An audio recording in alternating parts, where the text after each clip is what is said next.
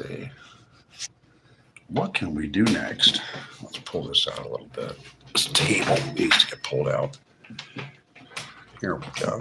That's a little better. Let's see. Top messages. Let's put on all messages. Let's see who's going to come in today.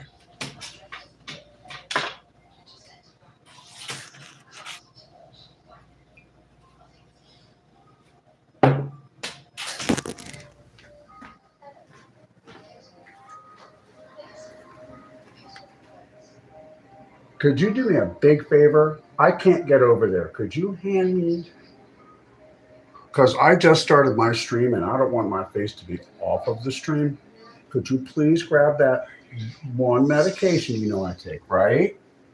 Not the one at night, the one now. Please give it to me. Hand it to me. Thank you. Could you take one out? Are there two in there? Yes. Just pour one out. Thank you. Just one. Put the other one back in and put it back on the cat. Thank you. Muchas gracias, Miss Newman. Miss Newman came to the rescue. Wow, she's wonderful. Thank you very much. And now we have to close that door. I can't do it because I have to stay in front of the screen. There's a reason why I haven't been able to tell you yet. I'll explain it to you later. Well, Jeff, how are you doing?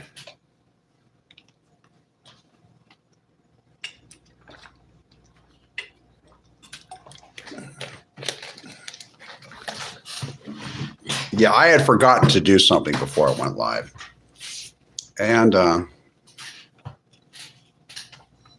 Miss Newman came to the rescue. Jeff,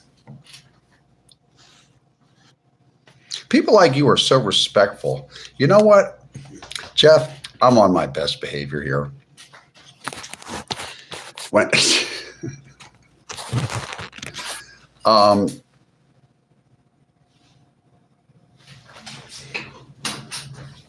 you kind of,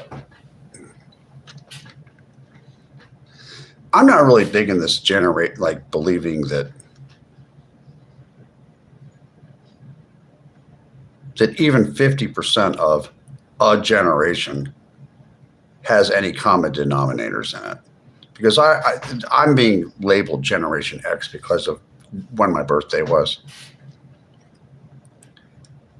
Between 1965 and 1980. And then anything after that, like 1981, 2 or 3 is like an older millennial. I remember a lot of people that were within about, in my age, in that age bracket, that I did not get along with, that I did not like. I'm sure you did too. People that you wouldn't hang out with, whether you were in high school or out of high school in university or college, or if you're an American, we call it college. They still call it university in New England. There's a lot of people I didn't hang out with. Did I have anything in common with them? Maybe Generation X has common denominators with maybe when we were children. But when we got to be teenagers, some of us didn't get along. You know, some people broke bad, did things that others did not do, right? You look at me as being a father figure, really, you do. I'm your 1984 Moon Honey, at Moon Honey, 2419. You were born in 1984? Okay, I remember 1984. I really do remember that year. It was the year that I was a real young guy. That was the year that Ronald Reagan got elected a second time. I think it was like when I was a real little kid, like I was a little kid. It was like 1980 to 84. Then Ronald Reagan got elected a second time. He was a movie actor. He was a grade B movie actor. He wasn't a real famous movie actor, but his wife loved him very much. He was a good guy.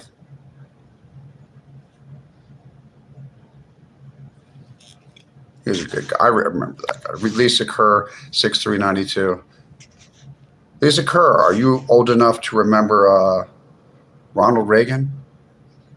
I don't know what number president he was, but I remember him. Jeremy SB, 8358 said hi. Hi. Kara at Kara built at Kara Beluga Destler. Is that an Eastern European surname? That's interesting. I've never, if that is a surname. Letitia Taylor, can you give a huge shout out to my friend Sam McKyle? Sure. Sam McKyle, Blue Card, over there. I hope they're having a wonderful day. Whatever you say, 31, it's David Hasselhoff crossed with John Samps. You're funny. Holly, you hung out with a lot older crowd. What would be an older crowd? Like somebody, let me think. Actually,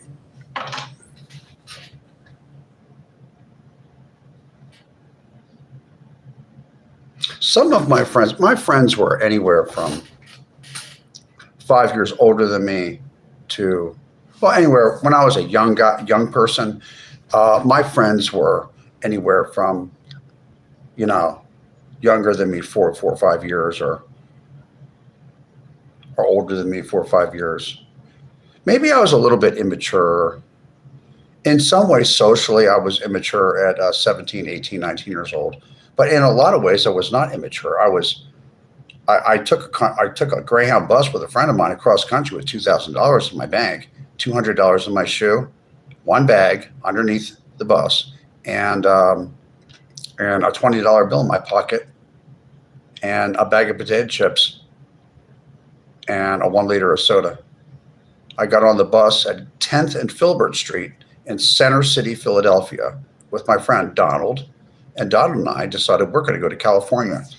And we went to San Diego for 3 days. It was okay. We went to where else did we go? We went to Long Beach for about a day. Then I went to downtown Los Angeles for about 1 day. I didn't like that. Then we went over to the Hollywood Greyhound bus station. We got off and we rented out a motel room for about a couple weeks. And then we found a guest house behind a mansion all the way up Beechwood Canyon in the Hollywood Hills, right underneath the Hollywood sign. Can you believe that? That's a true story. You can't make this up. Okay. And then 1 month later, he decided he's going to go back with his mom to his mom's house. So I took a Greyhound bus back. I'm out there by myself, and I had just this is like how long were we there? Maybe about a month and a half. And I was short on the rent with 1 week to go. And I had 2 different jobs. One as a bartender, one as a waiter. I got a job real fast. And I got just enough tips to cover my rent and go to the cheapest 5 and dime store I could to eat some canned food with a real bad can opener for about a month. And so I made some money. Thank God the restaurant started feeding me. That guy just bailed on me, and I thought he was going to pay us half of the rent, and he didn't. I had 1 week to make up half the rent. I'll never forget that. I was like, how old was I? Like 18 or 19. I was about 19 years old. I remember that. I thought Donald was my friend. I didn't know he was going to do that.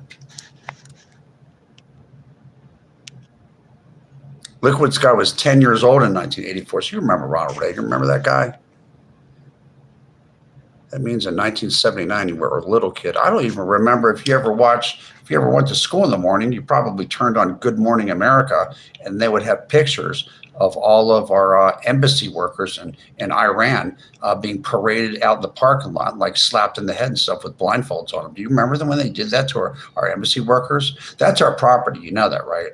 Back in 1979, those college students decided to invade our embassy and hold all of our federal government workers hostage and then take them out into the parking lot and put them on television cameras and slap them around and mock us? Do you remember they used to do that? Is there anyone old enough to remember that shit?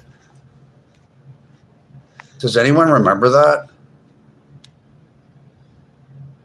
Well, my parents are baby boomers. Well, barely baby boomers. They're almost Korean War era. Because my dad was born at 42 and my mom in 45. You remember that, Lisa Kerr? You remember that?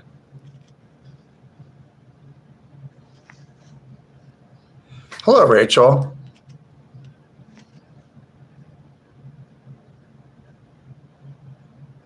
If older, my 54. You probably remember that, Lisa Kerr. You remember, even children remember that from the television.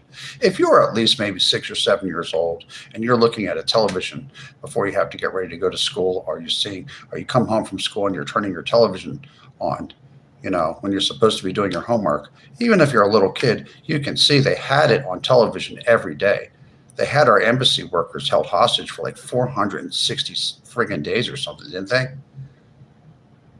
And then the minute that Ronald Reagan became the president, all of a sudden they let him go. It's crazy. It was crazy. I'll never forget that. I don't think people like under 50, like they wouldn't be old enough to remember.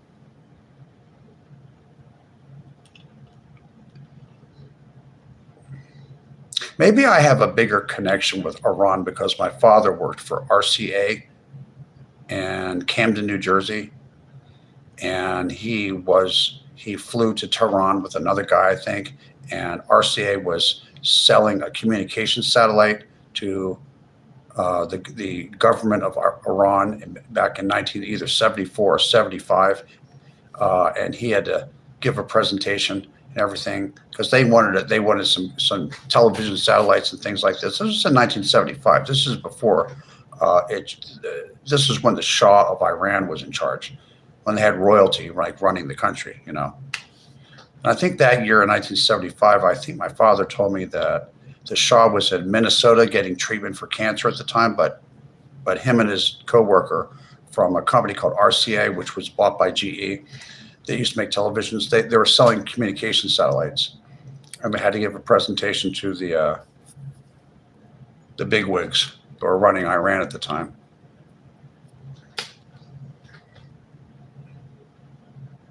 And he told me what happened 4 years later, that he discovered that the people he gave the presentation to, some of them were very wealthy.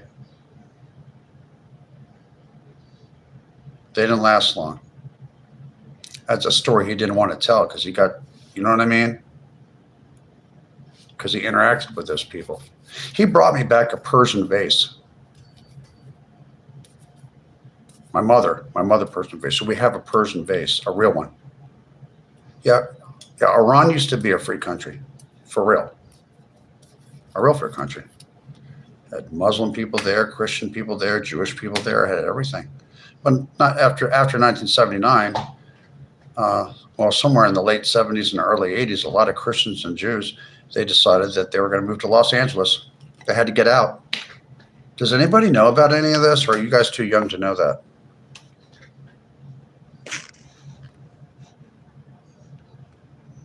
I would ask your hand to marry. Yeah, Camden, New Jersey, HB, I know it is. I grew up in Philly, and I also lived in Cherry Hill. I know all about Admiral Wilson Boulevard. I know all about the Oasis Motel. I know about South Camden, East Camden, and the infamous Camden North Camden, our favorite place, and Pine Point Park. And the big giant high-rise projects right next to the toll booths at the Benjamin Franklin Bridge. Dude, that town is rough. And you know what it says at the top of City Hall in Camden, New Jersey? Engraved in the top of the tower of City Hall, and what it used to be the most dangerous city in America. It says at the top of Camden, New Jersey, City Hall. You have to walk around the building to read the whole thing. It says, "In a dream, I saw a city invincible." It really does say that. Google it. I'm not kidding you, dude.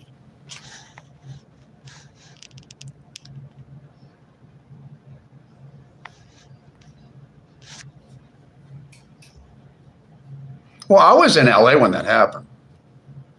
Yeah, I remember. I remember when they slapped those guys on the wrist, the cops. You know, the ones that got caught beating on Mr. Rodney King like so many times that you can't even believe the guy was still alive. It's like, I remember that. Dude, they beat on that guy so bad. I can't believe he must have been a big, big guy to take those kind of blows. And on top of that, lucked out. You know, he died mysteriously years later. He did sue, and he got some money. I think he moved out to Rialto out near San Bernardino and had a house and a girlfriend and stuff. They found him dead in his pool. Does anybody remember that about Rodney King? He's just a construction worker guy. He's like he built like apartments or something. He did construction work for a living. Nobody just do you remember that even the president of the United States, like, remember George Bush's dad was the president? He got on television and saw the video. He was like, I can't even believe what I saw. He said, it's disgusting. He was really pissed too. That old man was pissed. He was like, the way he looked at it, that none of those guys should even be police officers anymore. But they took him out to Ventura County. They claimed they couldn't get a fair trial. Oh, they could get a fair trial in LA County. I know where it happened too. It happened over near Sylmar, over near the 210 freeway. Right off the 210 freeway. I mean, why would you hit a guy that many times? The whole thing was so stupid. And it really made the LAPD look bad. Because most of the LAPD was not like that. I remember, I was living there. They were cordial. You know, just unbelievable. It's really, you would imagine the police officers way back in the olden days, like in the 30s and stuff, would be like corrupt, like back in those days when there's no cameras, no anything. In the 30s and the 40s and the 50s, when they're whipping on people. You know, they were whipping on people back then, right? Everybody knows the Philly cops were completely corrupt, even in the 60s and the 70s. You'd get pulled over on the side of the highway in Philadelphia. And I know guys that were like I'd be in the back seat and I'm with my friend and his dad's driving. And I watched my friend's dad just roll down the window and put a $50 bill over the window, over the window that he rolled down. And then the cop would come by and just grab the $50 bill and say, "Get the F out of here."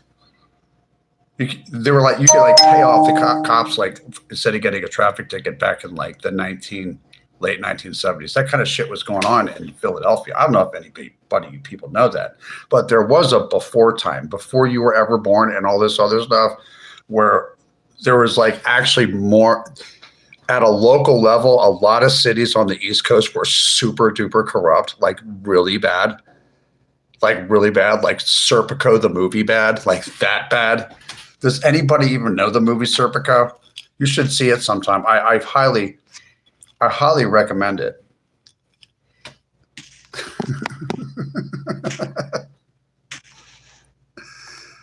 Do you know any stories about the UK? Well, I know about England. A long time ago in a galaxy far, far away, a bunch of people left England because, well, the king put padlocks on their churches and said, you're not allowed to be Puritans or something other than the Church of England. So they risked their life and came on a boat, and they came all the way over to some place called New Jersey or whatever, or Massachusetts or whatever. They didn't even know where they're going. They ended up in a bunch of woods on a beach with all kinds of abandoned houses and stuff, because there was a plague here. There was a plague about 60 years before the Puritans got to New England, and a lot of the people that were locals died off and moved inland.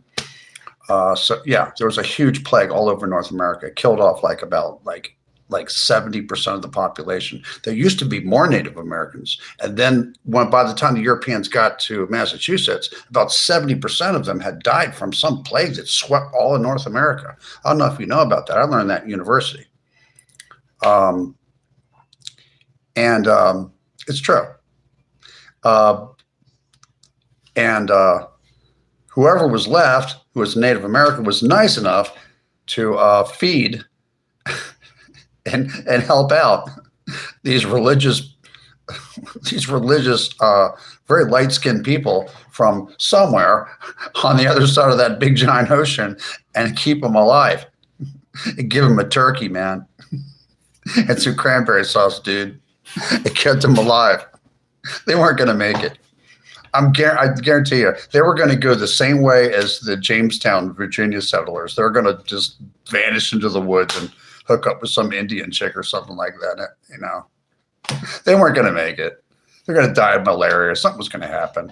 You know, whoever those Native Americans were up around Cape Cod, they really saved their asses.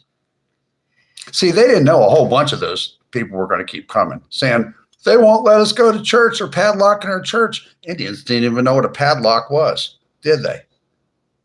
But eventually, one of them started to learn how to speak English, and they're like, damn, they did that to you? They don't even let you worship your God the way you want to? You have to do the government's way, or they'll put you in jail. You got to leave the country. That's basically why a bunch of Europeans end up coming here. I'm not talking about North America. I don't know about all that Cortez and all that. All those guys down there, when the Spanish went over to where Mexico is right now, they were different. That was a whole different situation. Cortez and all those guys. You want to know what the real story is about that? Yeah, I went to school. I went to school, college for a while. I know what the real story with that is. Cortez and all his friends, he went to where Mexico City is right now. It used to be a big giant lake. It's real high up. It's at a high elevation, but it's a high elevation lake, and it had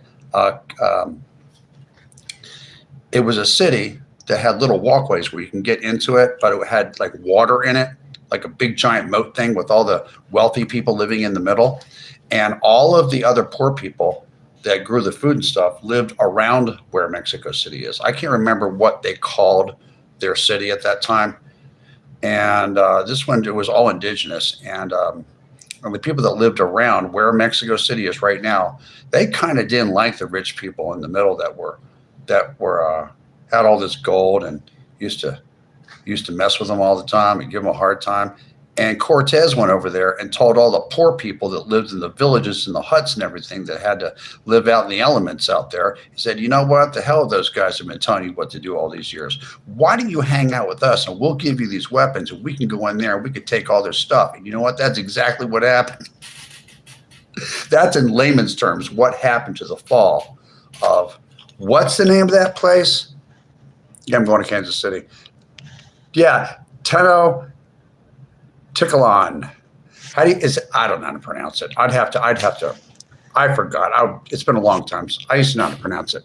Yeah, but they convinced all the poor people that lived outside of Tenochtitlan to bum rush the people that were in the middle, that had all the money and all the gold and all the food and everything, and left the poor people table scraps. And the poor people are the ones out getting the meat, farming, doing all the work. And their form of taxes was like, okay, you give us 80% of everything that you make, and you guys can have the table scraps. Cortez actually convinced them that was uncool, that there's no God that would ever say anything like that. That's cool. The rich people have probably said, well, we talked to the gods for you, right? They were animists. They believed in air god, sun god, all that other stuff. And they probably told all the poor people, yeah, God said that you're supposed to give us 80% of your stuff. That was corruption, wasn't it? Well, Cortez solved that problem, didn't he?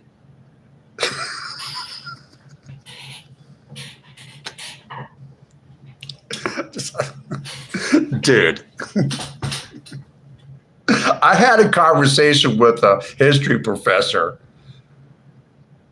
back in the days that told me in layman's terms, just like I told you, exactly what really went on. But you know what some of those guys from Spain did? You know what they did? Somebody told them, somebody that didn't like them, I don't know if it was Cortez or, no, it was Coronado.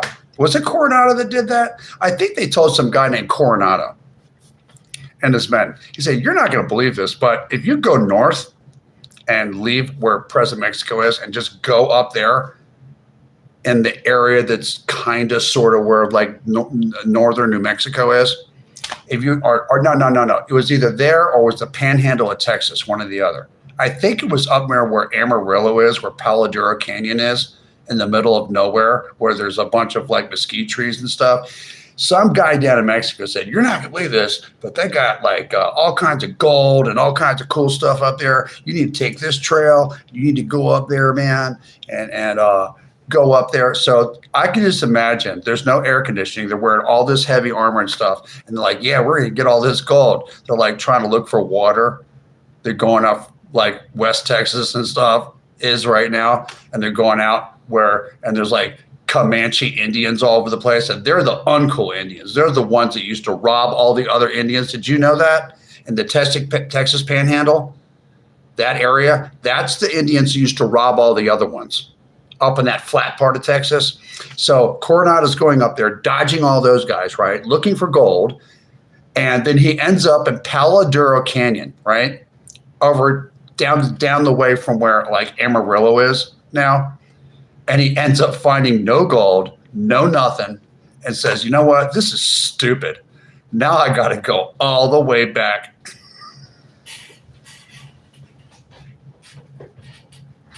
I got to go all the way back like 500 miles to find the Gulf of Mexico somehow,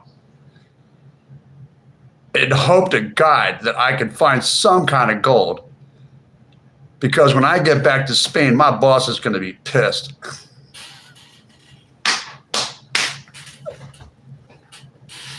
That's so fucked up, dude. No air conditioning, nothing. Nothing. No air conditioning, nothing. All that heavy armor. Half the guys that are following them up there are like 16, 17 years old, man. They're saying, "Hey, man, what's up? You said there's gold up here." They haven't seen women for months. Can you imagine?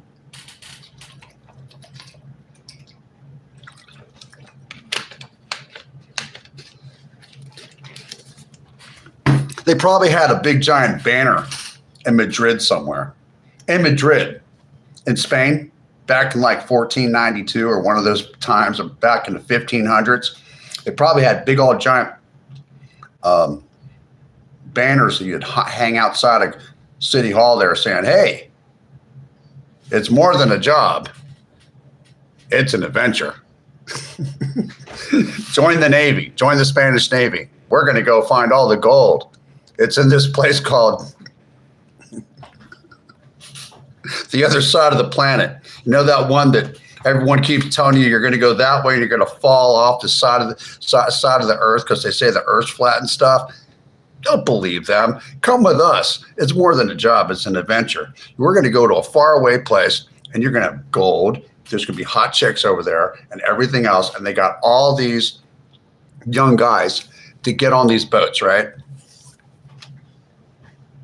Half of them died of all kinds of diseases.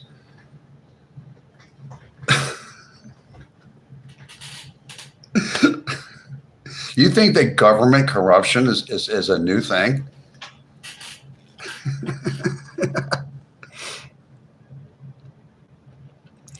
Crow Creek Massacre. I remember that. I remember that Scotland Nationals. Buckies. What, was they going to find the golden Buckies?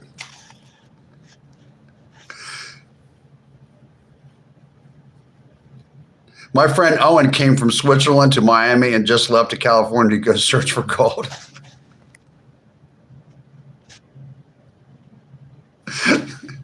Yeah, the thing is about the French that they actually did colonize Louisiana. I got some French Huguenots in my family. Those are French Protestants.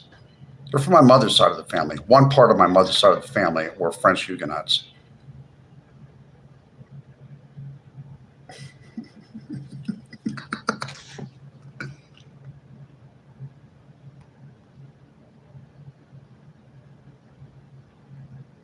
You know what? Yo, check this out. I'm in North Carolina, and did you know that a lot of Cherokees are people that were holdouts that did not go to Oklahoma on the Trail of Tears? The reason I know this is because there's a bunch of Cherokee casinos up in the mountains in North Carolina. And in Northeast Georgia, I think Northeast Georgia. I'm not sure. There might be in North Carolina. There's Cherokees that are holdouts here, and not all the Cherokees left. When you go, but you know, after the government marched a lot of Cherokees out to Oklahoma. That's not originally where they're from, but the eastern part of Oklahoma, like right just south of Tulsa, is gigantic Indian reservations over there. And right outside Tulsa is a very affordable town to live in. Lots of tornadoes, but it is affordable over there. I got family over there. Not all Native Americans were the same. I'm telling you, I lived in Lubbock, Texas for 5th grade, 6th grade, 7th grade, 8th grade, and 9th grade. I'm from Philadelphia, right? Okay. And my mother and dad just got divorced, and my mother got a job in Texas Tech University in Lubbock, Texas, in the panhandle of Texas. And we moved out there, and I lived there like 5 years. And then I moved back to the East Coast, and I lived with my father in Cherry Hill, New Jersey, and went to Cherry Hill High School West, which is one of the 2 high schools in Cherry Hill, New Jersey. You probably heard of Cherry Hill, New Jersey. It's the place that has the first fully enclosed indoor shopping mall called the Cherry Hill Mall. It is the very first, back in like the mid 60s or something. Anyway, out there in school, in a junior high school, they told us all about the Comanche Indians that lived out in what's called the Caprock or the Mesa. That's the flat part of Texas that isn't up in the rectangular northwestern part. It's just flat as a pancake. It's like a flat, it's called Lana Estacada. Lana Estacada. That's in Espanol. That means table or flat mesa.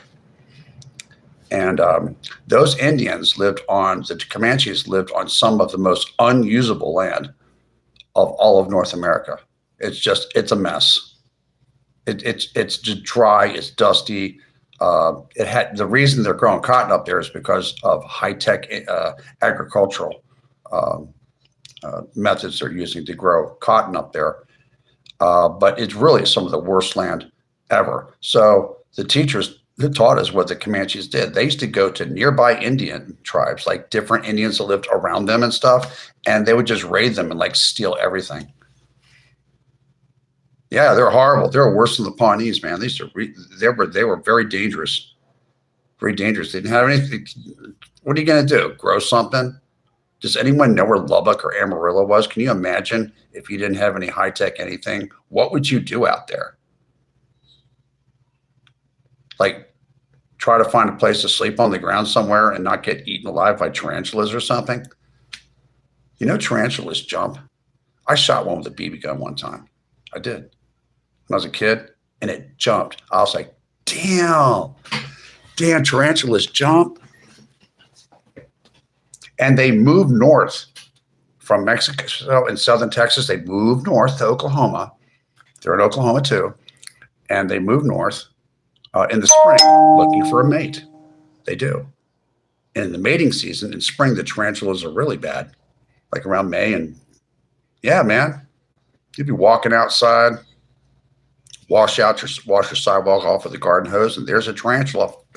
Just pop right out there, dude. Scared the fuck out of me, dude. I was like, ew, gross. What the fuck is that? I don't know what I'm talking about today. My brain's just everywhere, dude. Okay, okay. Let's slow it down here for a little bit. If you email me, I'll send you my number. You know, for one of the things I need to do, Madisonville, Texas, and humidity is real. See, there's some parts of Texas that are very hot and humid and sticky, like Beaumont and Orange and all those places near Houston and stuff. And you go up to Lubbock or something, or Amarillo, or go way out there in Midland, Texas, it just dry as a bone.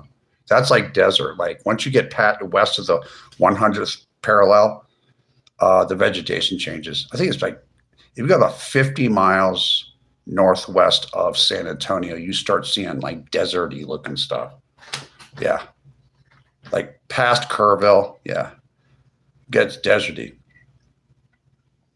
That deserty part of Texas where seals and crofts came from.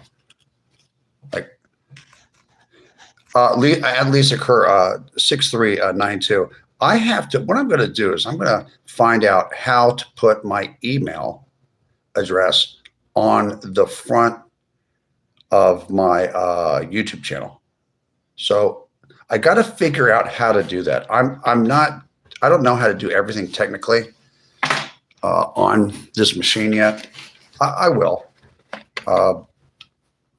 At Hollywoodland22 is my handle. If you want to subscribe, I'd like you to subscribe. I really need 10,000 subscribers by September the 1st. I need to get, I have multiple emails. One of them is my real email, okay, for business purposes and things like that, my family and stuff like that. But then there's the email I use with this. But I look at that email also. It's like something Holly something. I don't know what it is. I got to figure it out. You have to have one in order to have a channel. You have to. Oh, we got to go get something to drink now. So tell me how to do that in a little bit. Don't tell me right now because I can't see the screen.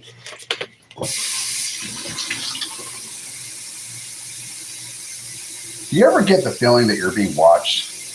I feel that there is a person watching me that doesn't like me very much, doesn't want me around.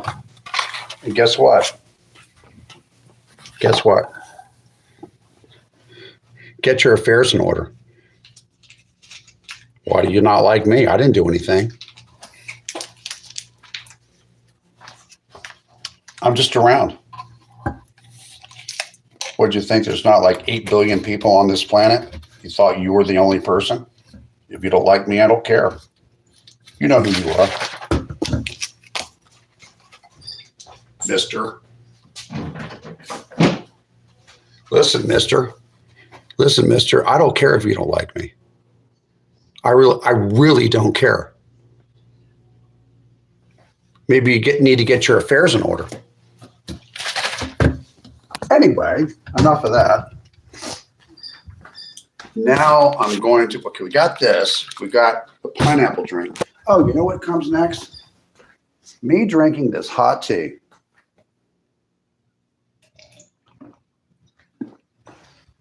That's done. And now we're going to make sure that I have a different form of caffeine. We're going to try Food Lion Diet Cola. That's Food Lion Diet Cola at a Food Lion near you.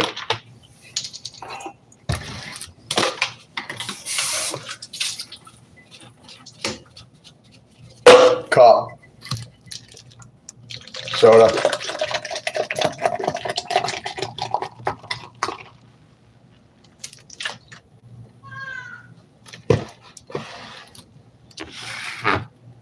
I'll be around. Not going anywhere. I'm around all the time.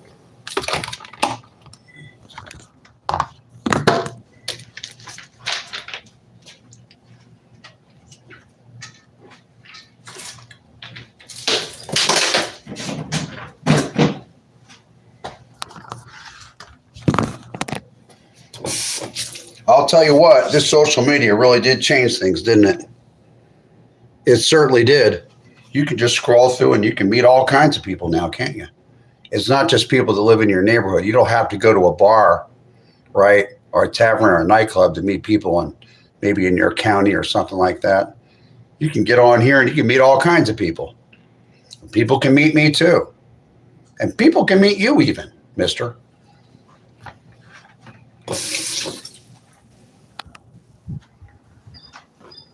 I'm not the one that's disrespectful.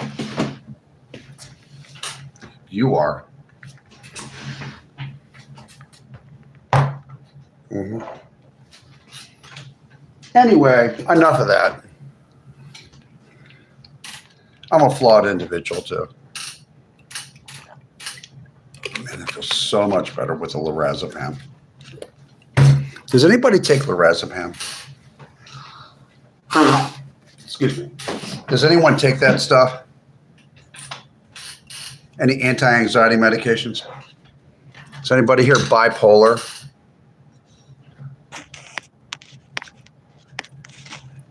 "74 people watching. That's wonderful." What is Lorazepam? Lorazepam is a benzodiazepine. It's an anti-anxiety medication.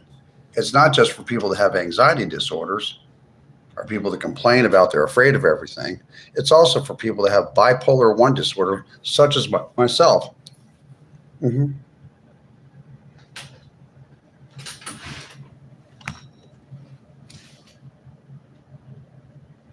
Bipolar 1 disorder, aka manic depressive illness, diagnosed at the age of 23 by Dr. Zahler.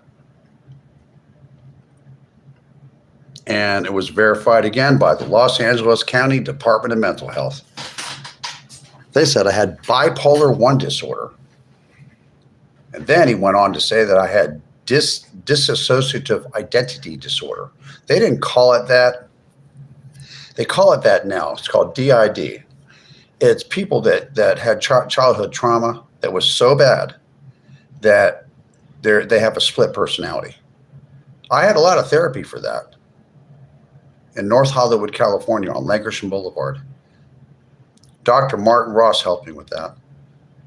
He's a neuropsychologist. And now I'm just one person, I think. Miss Newman, do I ever split into that other personality? You know I have dissociative identity disorder, right? I'm doing well, Grace Joltmacher. Yes, I'm doing well. Oh, wow, really?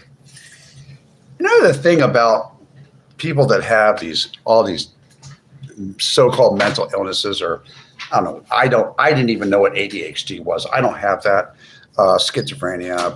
I don't have schizophrenia, thank God. But people that have bipolar disorder, it sounds a lot worse than manic depressive illness, doesn't it?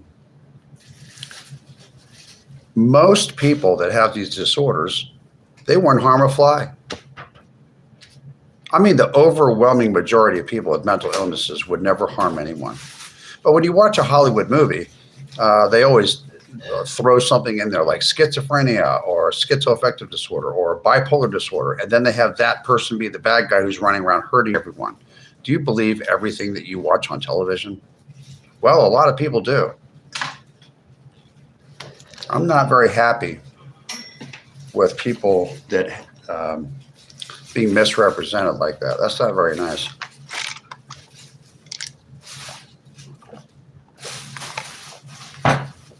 Not all of them, not most of them. I do know a lot of actors and actresses, people that are on television programs that you probably have watched. I'm not going to drop any names, but most of the people that I know that are professional actors and actresses do not have mental illnesses. They take direction. They know how to follow directives and stand here, stand there, say this, memorize their scripts, ad lib, do things like that. I'm sure that there are some actors and musicians that have all kinds of identity issues and stuff like that. But here's the thing. Hollywood is irrelevant. I disagree with you. Hollywood is very relevant, and it's not going anywhere because people want to be entertained. Hollywood is always looking for talented people, and its purpose is there. It might get smaller, but Hollywood itself and where they make the television programs out in the San Fernando Valley and stuff is not going anywhere. You might have some facilities in Albuquerque or Atlanta or Orlando or places like that where they can get a tax break or something. But most of the television programs and the creative people and stuff like that, actors and people behind the scene, behind the camera also, most of those people do live in the San Fernando Valley or around Hollywood or somewhere near there, and they're not going anywhere. it's part of the economy. It's probably the third largest sector of the economy in this in the county of Los Angeles. So don't worry about it. It's not going anywhere. It'll just change. It's been there for years. Well, since the 50s when they invented television. The motion picture industry is there also. It's not going anywhere. That's where they make it. It's not going anywhere. Most stuff is not filmed in Georgia. Some of it is. The Karate Kid series that they're making from the old Karate Kid movie. I think they do some stuff like that in Georgia. But I don't know why you would say that, Carolyn. Who's we? I don't understand.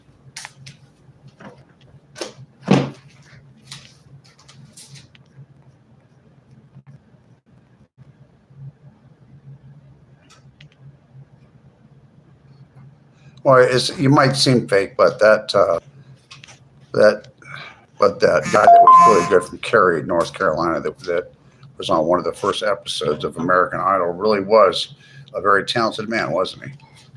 I don't know why everybody on here thinks they know more about where the television production business is located more than I do. I don't understand. I lived in and around Hollywood for 31 years, and I know people that work in that industry. I was a salesman. I did other things. I sold vinyl siding, and I worked in the restaurant and hotel and tourism and related industries. I didn't work in that business, but I know a lot of those people via AA meetings and Narcotics Anonymous meetings, and I went to 12-step recovery meetings for decades, and I got to meet a lot of the people that work in that business. I can assure you that Hollywood is where TV shows will be manufactured probably for the rest of your life. The majority of them will. And by the way, Karen Bass is going to end up not being the mayor. And California has gone through periods of ebbs and flows with corruption in their government. Just because we got a card-carrying communist, Karen Bass, as the current mayor of the city of Los Angeles, and we got all kinds of corruption and throwing what's his name? Spencer Pratt, was that his name? Probably doing him wrong, probably not counting his votes and stuff. Just because that stuff's going on doesn't mean that's not going to get unraveled and fixed. I can assure you that the second biggest city in the country, one way or the other, that those criminals that are stealing money, whether they're elected officials or other government workers, they will be dealt with. I can assure you that the FBI field office out there in Los Angeles is very, very busy right now. I have friends that live out there, and that whole city's busy. There's people going back. There's a line all the way down I-5, people waiting to get out to get their free $1,000. There's Homeland Security all over the place. Pretty much all the gang activity in MacArthur Park has been shut down. There's all kinds of things going on out there that you're not seeing on television. So I don't know where anybody gets the idea that Georgia and other places are going to take over the television production jobs. I don't get why anybody would even think that. Okay, whatever.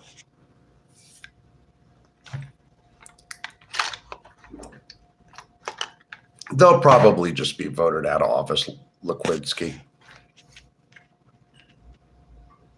I heard Chicago's doing better. I think Spencer Pratt, yeah, that's what his name is. I really do think the man meant well. I think he's hanging around there to see if the FBI is going to arrest anybody out there for not counting votes properly. I wonder who the county clerk is there, or if they're involved in any way of counting those votes. You live in California, LA, and Hollywood are on life support. I wouldn't say life support. in some areas, I could say Van Nuys Boulevard looks pretty bad. I'm in North Carolina now, but I left in 2023, and I saw the condition that the parts of the San Fernando Valley and downtown and everything. I think it looks worse than it is. And another thing, if you think about it,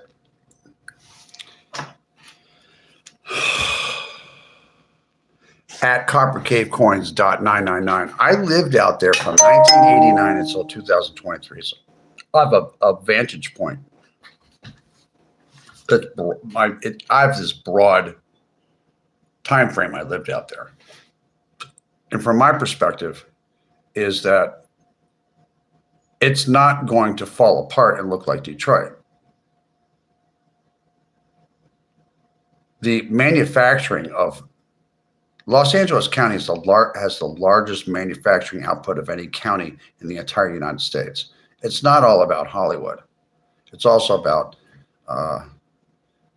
finance, the port of San Pedro and the port of Los Angeles and port of Long Beach, the busiest ports in the whole country.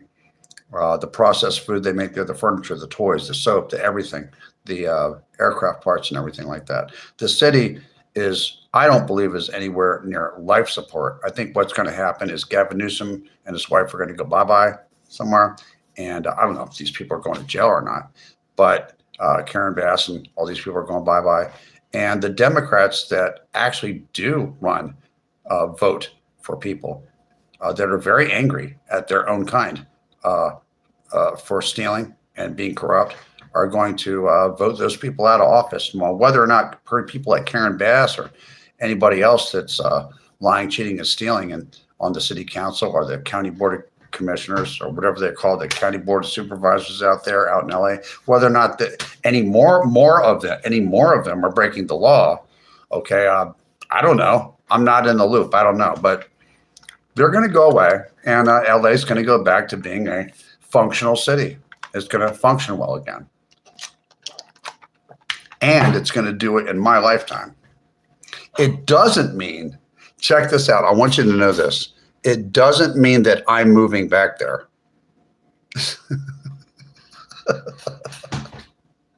I survived like the gang wars and all that. And I remember the good times when I made good money. It was a great place to live.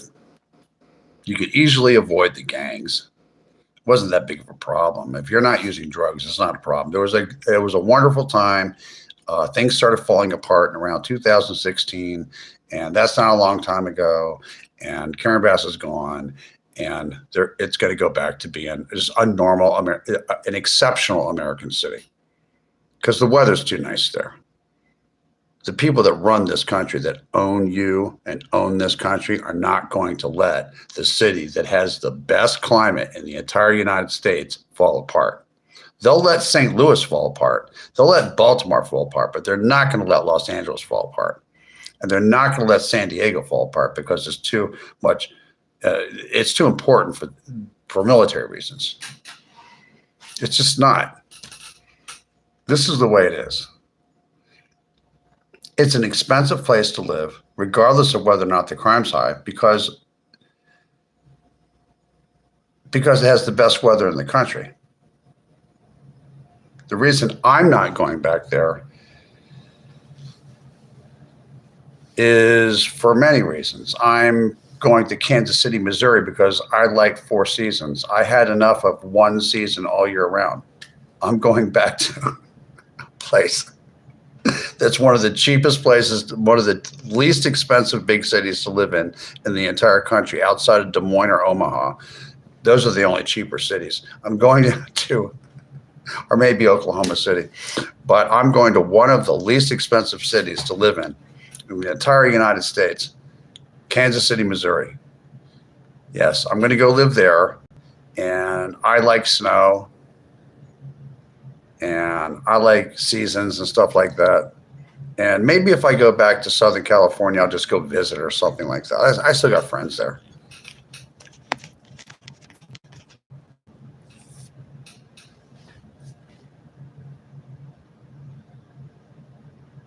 I'm going to Missouri.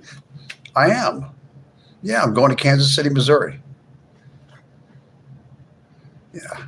I've been through there a zillion times.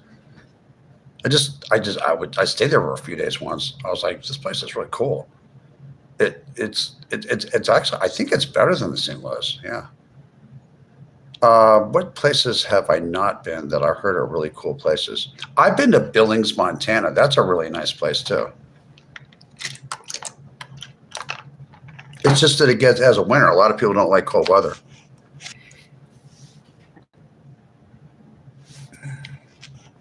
I'm not going to talk about when I'm departing, how I'm leaving, how I'm getting there. I'm not going to talk about the details.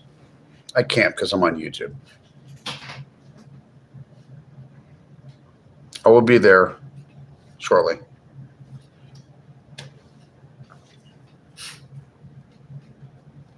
I got relatives who live not too far away in Dodge City, Kansas, and in Tulsa, and in Texas. Thanks for asking, though. I was in no movies. I never did that. Yeah, Eastern Washington has all the seasons, like Spokane and stuff. It's not that cold there. A lot of people don't know that. You look like the kind of person that's trying to hold on to his youth. Hold on to my youth.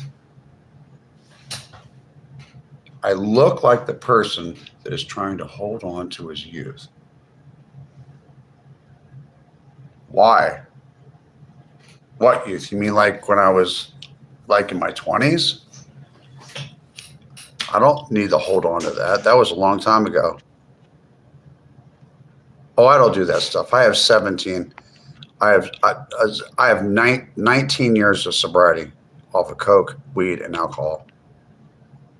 Oh, Kevin, you lived in St. Louis, Missouri? I know there's a good part of town. It's just like a lot of St. Louis. I've been there. It's all beat up. Downtown's cool. South of downtown, about half of St. Louis County is cool. The suburbs around it's real nice. I just think that we almost went there. I was thinking about Columbia too, and I was like, let's just go to Kansas City. And then I was thinking about Kansas City, Kansas, because it's right there, right? So I had to pick a state, and I decided we decided on Kansas City, Missouri.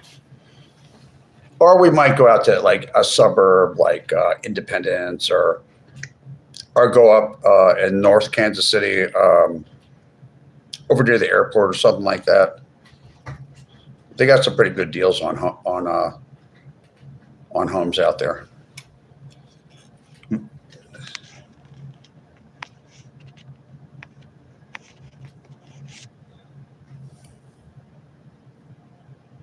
He sounds like at Jewel 008. He sounds like a person that is youth. Laugh out loud. I don't know.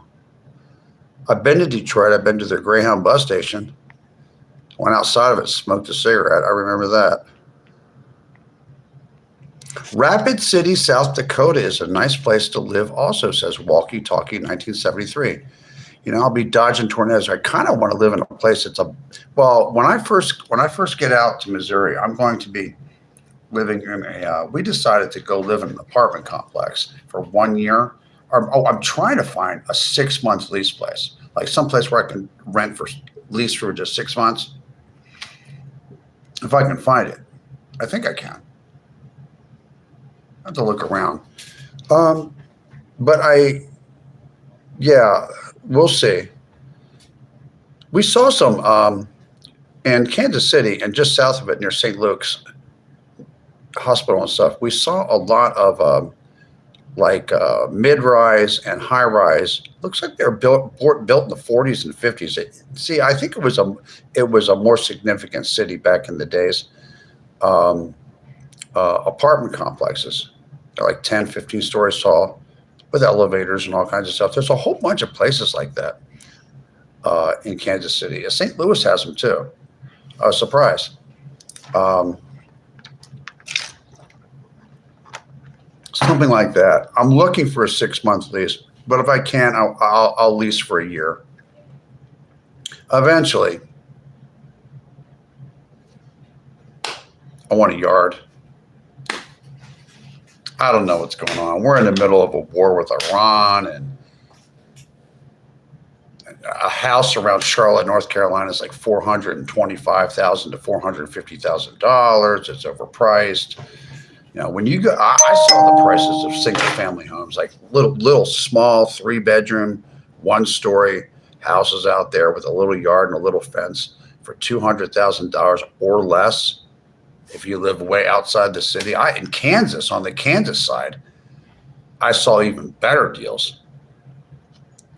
I was like, wow, man. I was like, what's the catch here? And then I'm thinking, oh yeah, there's tornadoes there. So I need a basement, right? In search of home with a basement. I wonder what the probability, if you live in a place like Kansas or Missouri, what's the probability if you live there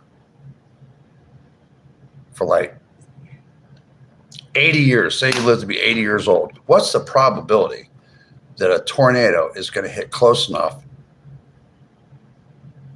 to cause you a problem in your personal life?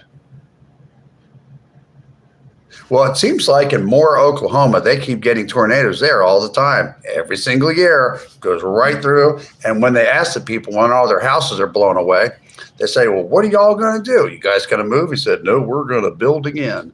I'm like, see, that's why we canceled out Oklahoma, because it just seems like Oklahoma is constantly getting hit by these tornadoes. I mean, way more. Kansas does get hit by them too. Mm-hmm. I found out the states, there's parts of Arkansas and parts of Missouri that get hit with tornadoes more than others. You get less tornadoes. You get them, but if they come, they're big ones. I think when you get up in Nebraska, there's a little bit less, and you go north, there's a little bit less. Seems like the tornadoes like to rip through Missouri. They like to go through, where else do the tornadoes like to hit? They like to hit Illinois, central Illinois a lot. They hit Arkansas, Oklahoma, northern Texas, West Texas. Yeah, I kind of looked at a tornado, a probability map or something like that. I think Joplin, Missouri is one of the places that seems to get a lot of tornadoes for whatever reason.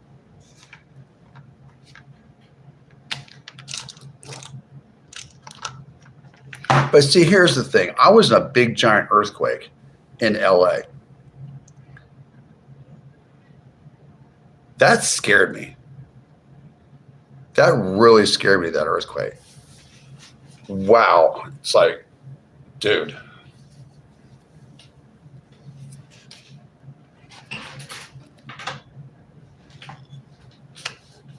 I got to get this haircut. It's about time, huh? 64 people. Wow, that's a lot of people here. Illinois, Joplin, Missouri. Yeah, Kansas City, good. Although I was in Joplin, Missouri tornado.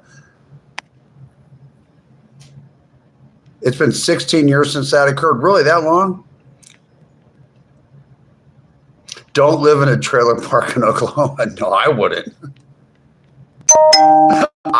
Dude, if I lived in a trailer park in Oklahoma, if my life got like that, and I said a tornado was coming, I heard you can't outrun them. They can blow out big buildings like a big Walmart or a Costco. I just can't.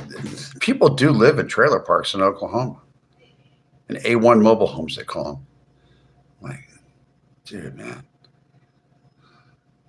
I think you can buy shelters that you can.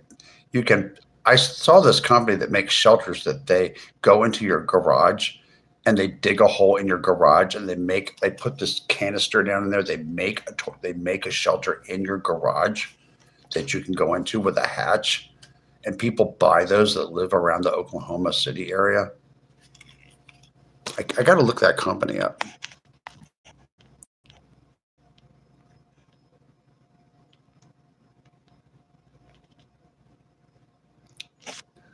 The best place to be was underground, says Quill, FOIA.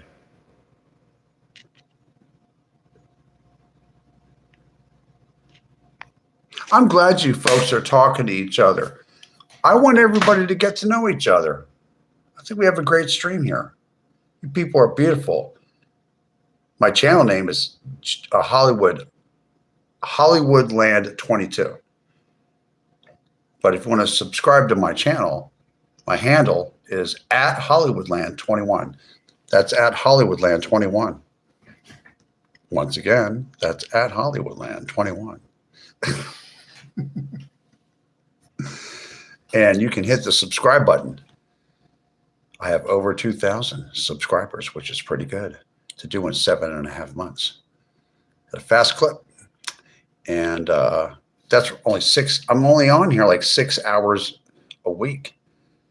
An hour and a half from 6 p.m. till probably like 7:30 or so. Thursdays, Fridays, Saturdays, and Sundays. Eastern Standard Time. That's what, 6 hours a week. And 7 months, I have over 2,000 subscribers. I'm on my way to 10,000. Excuse me. I'm on my way to 10,000 subscribers by September the 1st of 2026. Thank you for helping me get there. My shoulder feels funny. Maybe I slept on it wrong. You think so? I think I did. What do you think?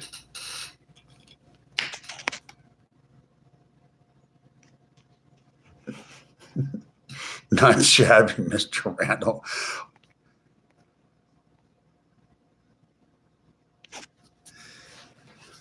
I lived, when I was a young guy, when I was 19, I went out to Los Angeles and I lived in the Hollywood neighborhood. And I did part of that neighborhood is up in the Hollywood Hills. And I lived in a guest house behind a mansion that I found in the Penny Saver magazines that you find at the convenience stores. This little that has classified ads and stuff. And I went in there and I looked at it, and somebody was renting out a guest house for $475. No, $450 a month. And I went up there and introduced myself to the couple that was living in there, and they rented me out that guest house. All they wanted was $450 and $450 deposit. And they wanted to have proof that I was employed. And I showed them proof with my paycheck stubs. And I told them I had just moved out there, like about, I don't know, like a month and a half prior. They rented me out the place. And I lived all the way up in this neighborhood called Hollywoodland. It's an actual neighborhood they built in the 1920s. It's about maybe a quarter mile or a half mile down the hill from the Hollywood sign. It used to read Hollywoodland, but the L-A-N and D at the end fell into disrepair. It was just a billboard-like thing to advertise the neighborhood that was being developed at the time. And that sign was acquired by the city of Los Angeles at some point, either that or the state of California, whatever.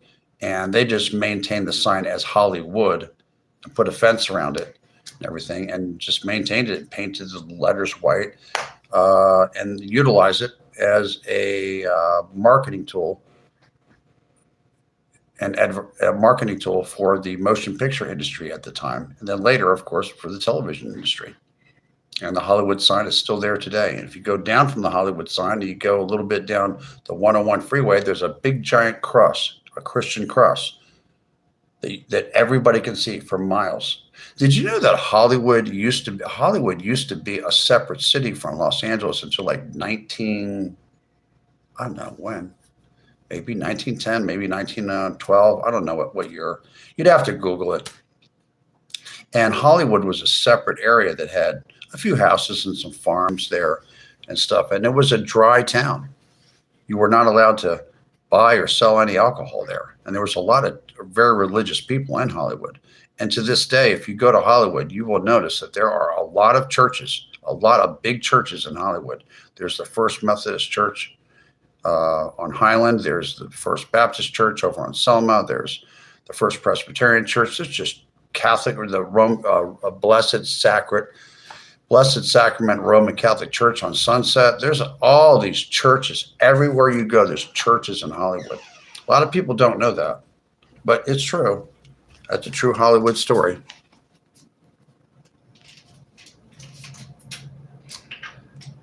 Look up my account, my things in Peoria Heights, Illinois. That's another town we were looking at. We were looking at Peoria. We're looking at Indianapolis. We were looking at Columbus, Ohio. We're looking at Shaker Heights, Ohio. We were looking at a lot of places in the Midwest that had the kind of prices on the kind of the low rents and the low prices on single family homes and condominiums that we liked. You know what I mean?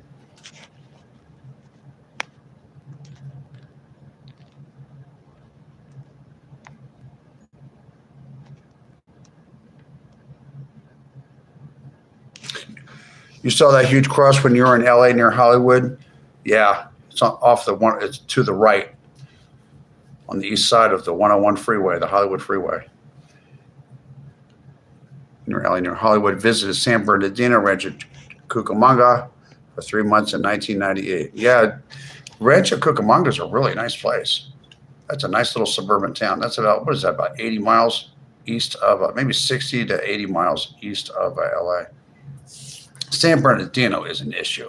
They got some serious problems there.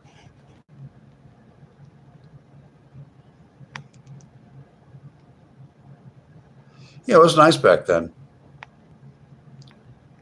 A lot of things are expensive. My God, everything is expensive now. But what I mean in my personal opinion, I think that a single family home in this country, in many areas, is overpriced. That's just my personal opinion. I mean, I don't really know. I like the prices I see in the Midwest and in the Great Plains. You know, a lot of those states, where the Rocky Mountains are and around it, like it's called the Intermountain West. Everything that is from west of the Great Plains, but not in California, all that in between the Rocky Mountains and the Great Basin, all that stuff, all the way up to Montana and all the way south into New Mexico and Arizona. They have a lot of certain states have very high prices on their homes too. Utah, Colorado, not Wyoming, parts of Montana, like western Montana, Idaho.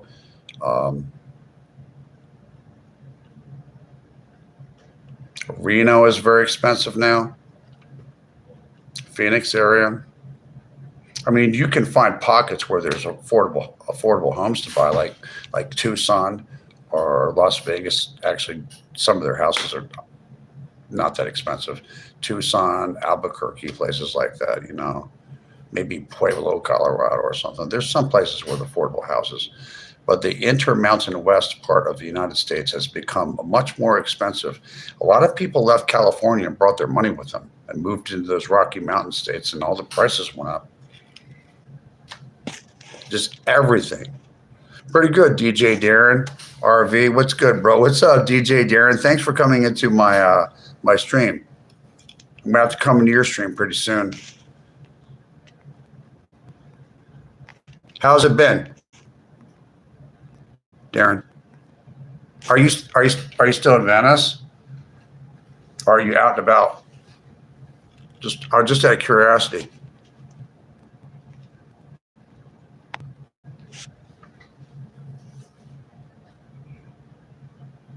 Kentucky is inexpensive. What we're doing, I should let you guys know this. We're looking to live someplace that is not in the southern states, that's affordable. And the only places in this country, and I've researched this country, that I've seen that you can get a home at a decent price that's not in the South, which I don't consider Texas the South. It kind of is. But most of Texas, especially West Texas, is affordable. Most of New Mexico is affordable. Oklahoma, is a southern state. I wouldn't really live in Oklahoma or Arkansas, but I'm talking about the Midwest, like Kansas, Nebraska, South Dakota, North Dakota, Minnesota, Wisconsin, Missouri, Iowa. Did I say Nebraska? Okay. Indiana, Ohio, even Pittsburgh area, like Western Pennsylvania is affordable. Upstate New York is affordable. Michigan's affordable.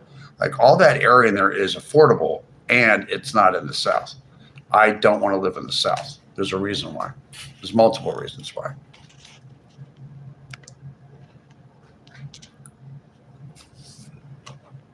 Yeah, where I grew up, like in Philadelphia metropolitan area, which they call the Delaware Valley, which includes parts of northern Delaware and southern New Jersey.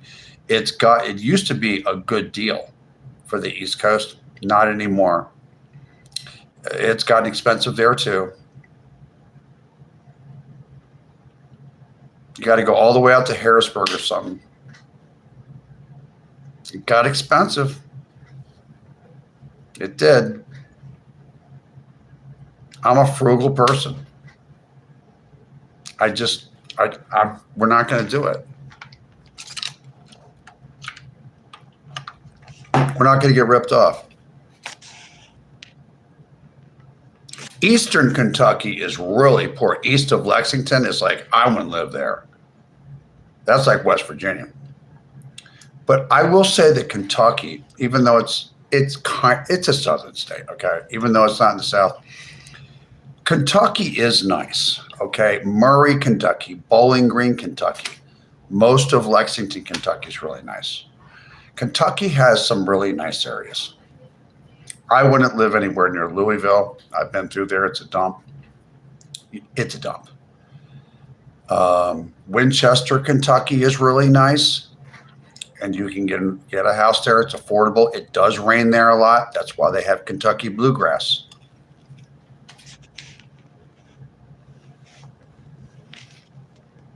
Oh, you guys are passing phone numbers back and forth. The New York, Texas are criminal. I know they are. Why not in the South? My grandparents grew up in the South. They told me to never live in the South. There's multiple reasons for it. I'm currently in the South, and I just don't feel like saying anything negative about the South. It's just not for me. It's for some people. It's not for me. It's not because it doesn't have. There's parts of the South that actually do have 4 seasons. You go up to Huntsville, Alabama, or Tennessee, they got snow up there too. I'm just saying that a lot of the South is very hot. I don't like it real sticky hot like that all the time, all year. That's why I don't want to go to Florida. I prefer northern Texas to southern Texas. I just don't. I don't believe that the southern states are for me. It has nothing to do with politics. It has nothing to do with anything other than the South is not for me.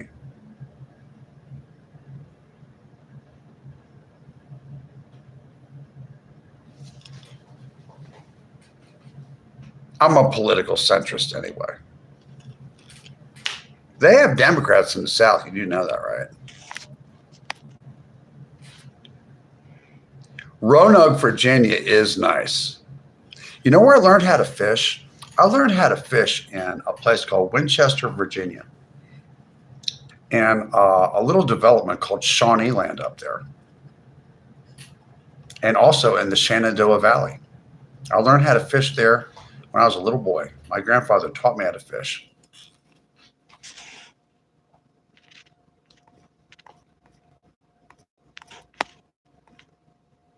Are your dads from Winchester, Kentucky? You know what, Tina Kennedy? You might be related to Julie here. Julie Newman. She has relatives that are all work in the sheriff's department and everything. There's sheriff's deputies and everything in Winchester, Kentucky. Julie Newman right over here. She's in the other bedroom here. Yeah, she has a lot of family around there.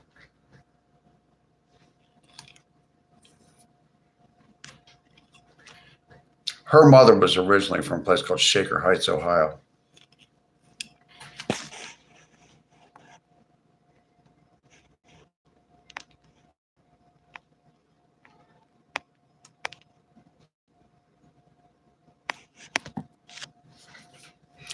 Whitwell, Tennessee. I wonder where that is. Is that near Jackson, Tennessee, or is that on the other side? I have a cousin of mine, a second cousin of mine that I know really well. She lives a little bit east of Knoxville, Tennessee, in a really beautiful area. No, I have not heard of Hallsville, Kentucky. Your maiden name is Carpenter. That's awesome.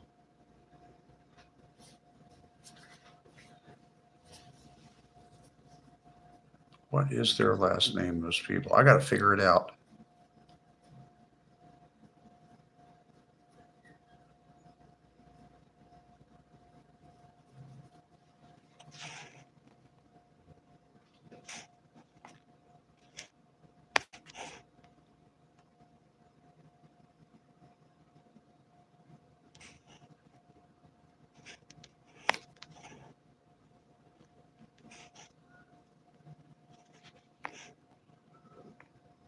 It's possible.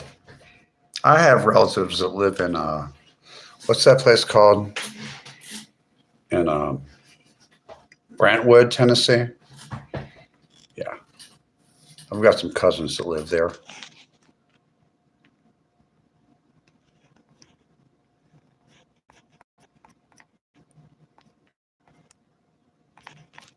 Well, we have 61 people in here. Thank you for coming into Hollywoodland at Hollywoodland21. That's at Hollywoodland21. Hit the subscribe button. Let's get me up to 10,000 subscribers by September the 1st of 2026. That's right, this year.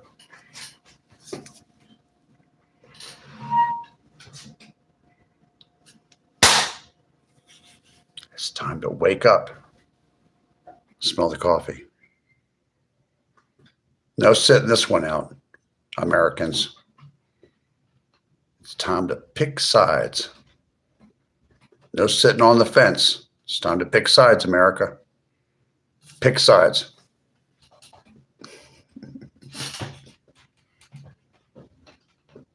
You're either down with AOC or you ain't down with AOC. I never get political on this channel. I'm just saying that because I want to start something.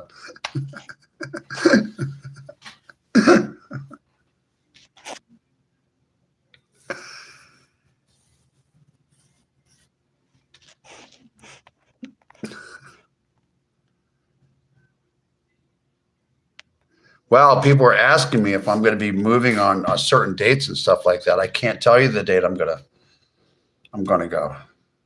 I just, it's happening.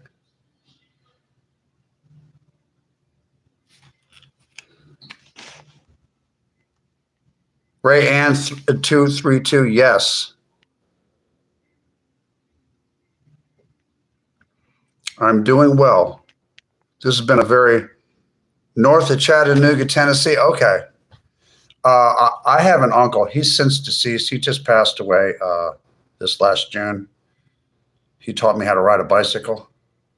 He lives in Tennessee. Before he lived in the Nashville area, he used to live in near Chattanooga in a place called Signal Mountain.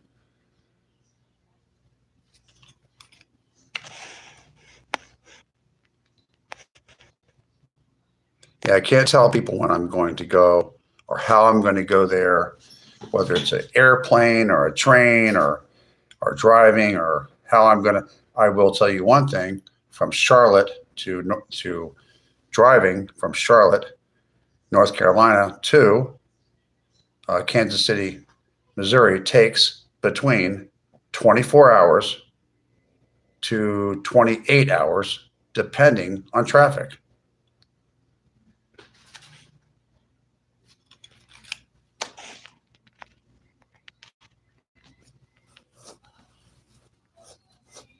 Some people don't. Some people don't like Vance and Trump. Some people love them. Some people like vanilla, and some people like chocolate, and some people that are strange like strawberry ice cream. I like vanilla ice cream, vanilla bean ice cream myself. Although I am lactose intolerant, so it can cause a problem. That's a hell of a drive, man. Let me tell you what a hell of a drive is driving from Philadelphia all the way to Milwaukee and back. I did that. I was a young guy, and I thought that sucked. I will be back in just a moment. I'm sorry for your loss, Hollywood. That's hard. My uncle is sick. I'm be crushed when he goes. Thank you for the condolences. Some people like chocolate and strawberry on top of it. Some people like nukes. Some people like the Shah. Maybe the Shah of Iran's son or grandson will return one day to rule over Persia. Wouldn't that be interesting? This has to end. I mean, they're flying armed drones into like commercial containerized ships from Singapore that have nothing to do with this conflict. Come on. No, I don't smoke. I stopped smoking. I stopped smoking 5 years and 2 months ago, and I breathe really well.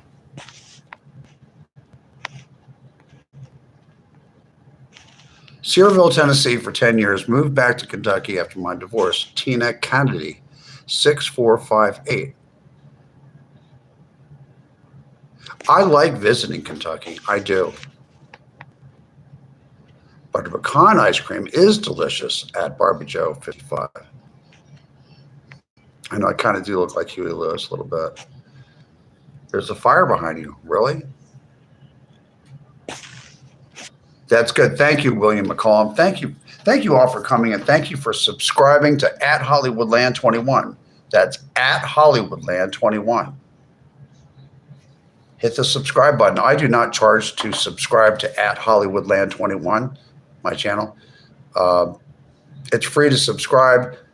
This is a non-monetized channel. I am not getting paid by YouTube or accepting any donations at this point. What I'm doing is I'm building up my subscriber base until I get to at least 5,000 subscribers, and somewhere in between 5,000 subscribers and 10,000 subscribers. At that point, I will monetize the channel. I will put Cash App information, Venmo, and PayPal information up there. I might do it at 7,500 subscribers.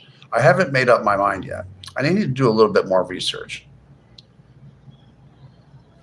I will be back in 2 minutes. Don't touch that dial.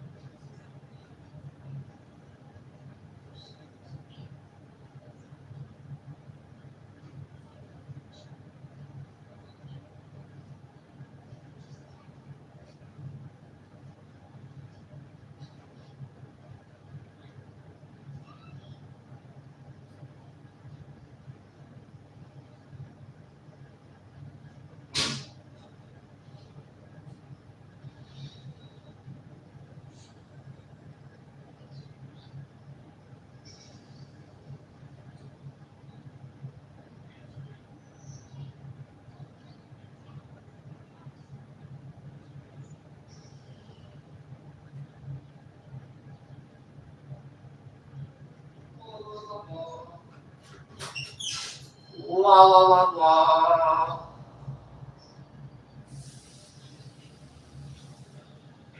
I'm not too far away.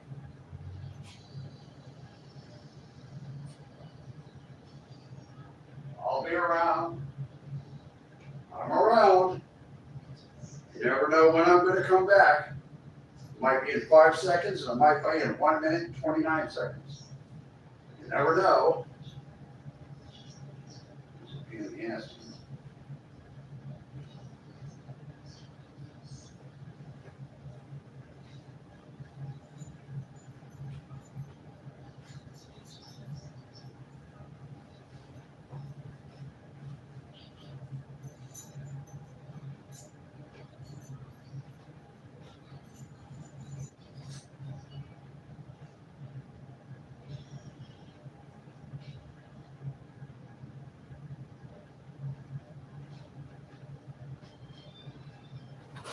I've had just about enough out of these two. It's time to. I've had just about enough out of these two. It's time to call the authorities.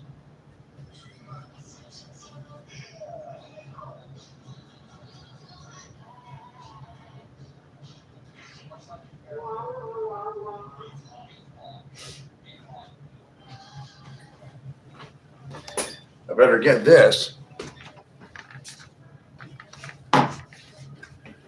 Okay, we're going to switch this around a little bit. Okay. Let's see this.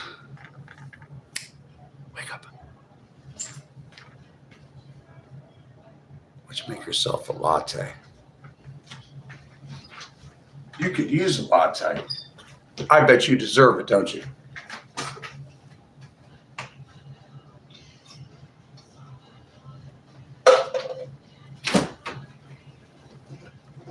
Uh-oh. Oh, wow. Better cool it on this coffee. Or this diet soda, rather. What I'm going to do is make myself another hot tea.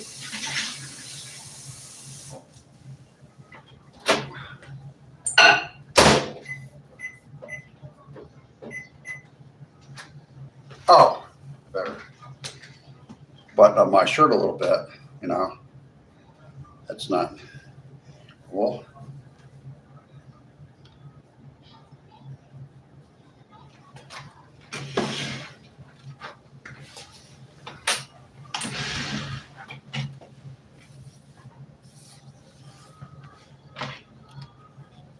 What do we have in here?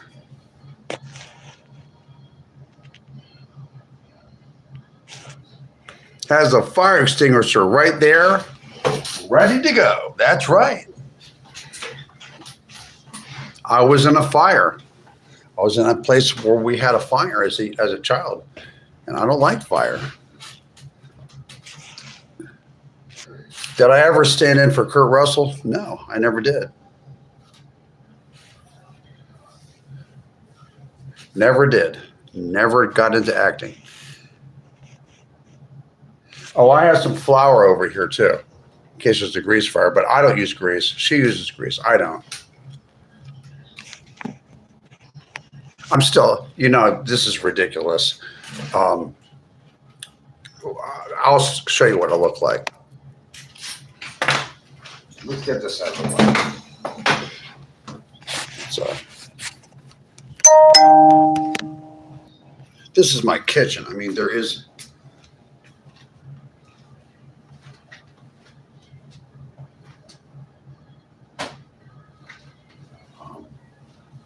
Yeah, I'm 6'1"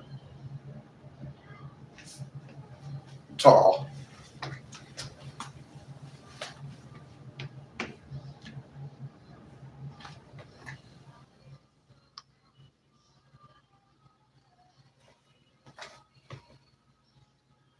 Trying to read some of these here.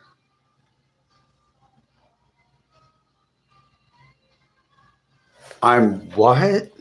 What did you say? You're vicious putting those glasses on? Really? No half measures. Are you the one who knocks? Dude, I saw every single episode of Breaking Bad on, what was that? Was that Ion Television or AMC? I think it was AMC. I saw every single episode of Breaking Bad. I saw every single episode of Better Call Saul too. Dude, that lawyer was funny, wasn't he? That guy was a trip. He really made the show.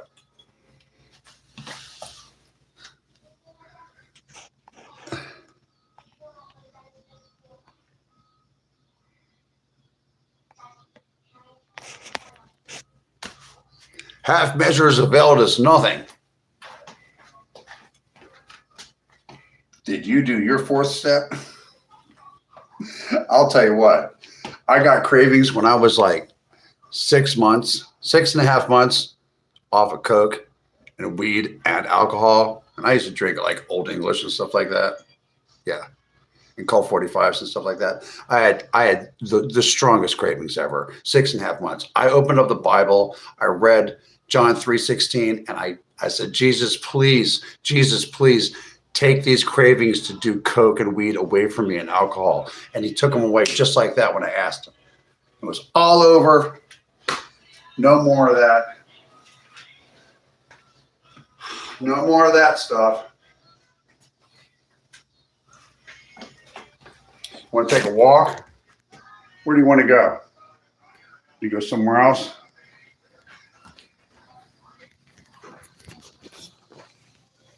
Let's take a walk over here.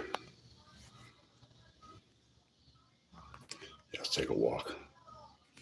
Oh, look at the great outdoors. I wonder if that owl is still in that tree. Oh, looks like it's raining again.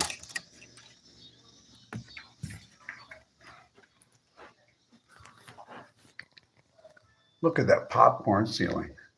Isn't that interesting? You like that?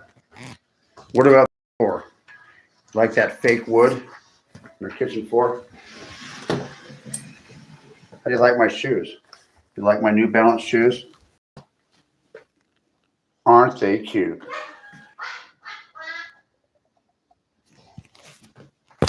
And you come back up here, because I said so.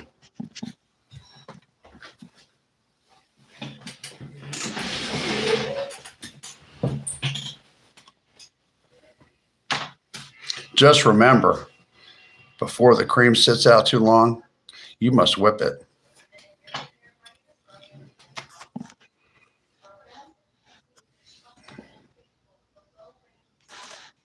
You think I hate people that love them? I never said that. You're slandering me. That's horrible that you say that. Slander is not allowed.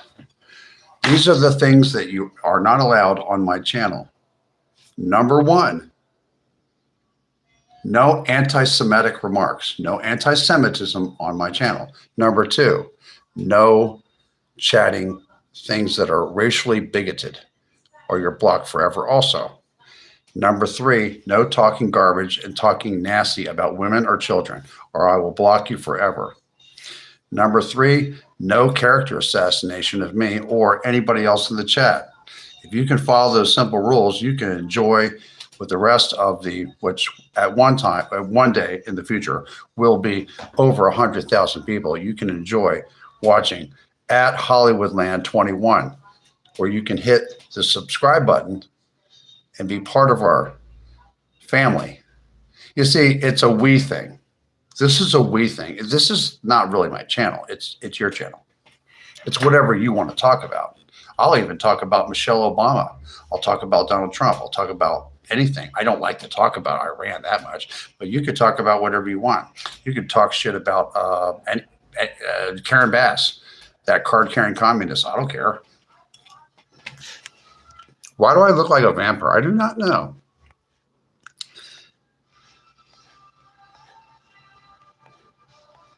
Yeah, no anti-Semitism on this channel.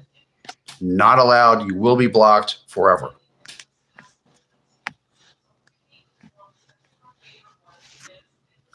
Hit that. Yeah, I used to hit that in the Motel 6. They always left the light on for me. I used to sell women's shoes on commission in the mall when I was a real young guy. I was like 18. Yeah, 17, 18. I used to sell women's shoes and handbags and accessories. Yeah. I got a lot of phone numbers. It was great and made money. And I earned a lot of commission too. I really did enjoy Motel 6. That's a great company. They always leave the light on for guys like me.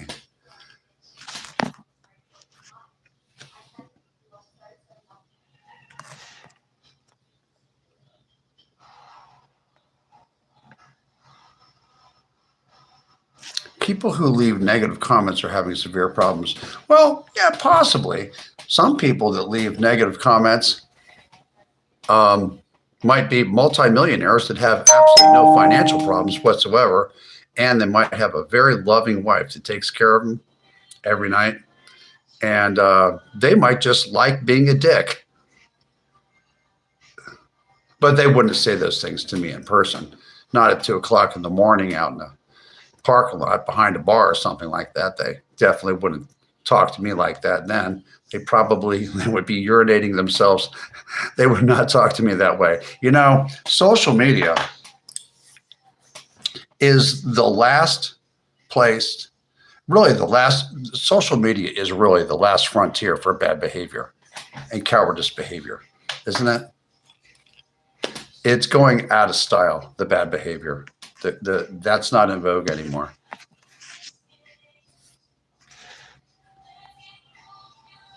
Do you dye your own hair? My hair is this color. Well, it's a little bit lighter than this. I had gray hair, and then I decided just to dye it medium brown, and it came out dark brown. It came out darker brown than it usually would. To get medium brown with L'Oreal that you get in the Walgreens, you really have to get the light brown because this made it too dark. The only way I can get some of the dark at it is to use like VO5 $1 shampoo and just like scrub my hair and try to get some of that dark out of there a little bit. I think I do need to get somewhat of a haircut. I'm not sure what I want to do. If I want to keep all this hair on top, let me get this cut somewhat, something like that. So it looks a little bit more like this. I'm not sure. I'll let you be the judge of that. You tell me what you think I need to do.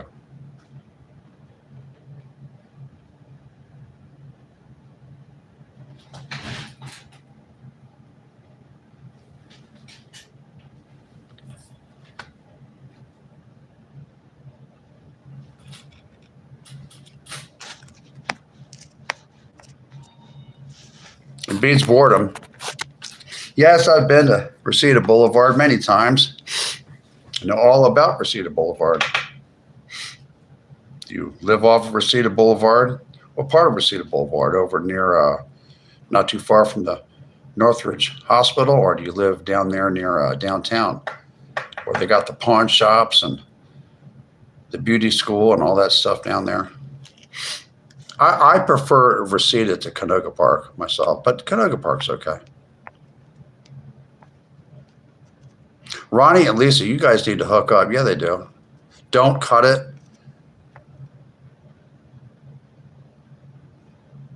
It's up to you what makes you happy. Thank you, Barbie Joe 55. Thank you very much.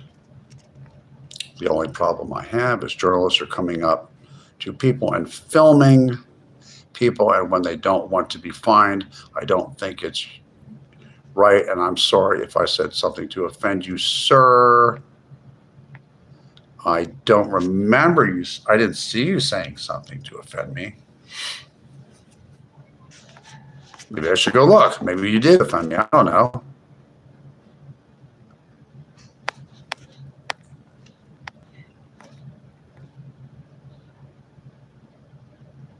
It's nice to hear different perspectives from around the country at Lucky Kool-Aid. Yes, it is.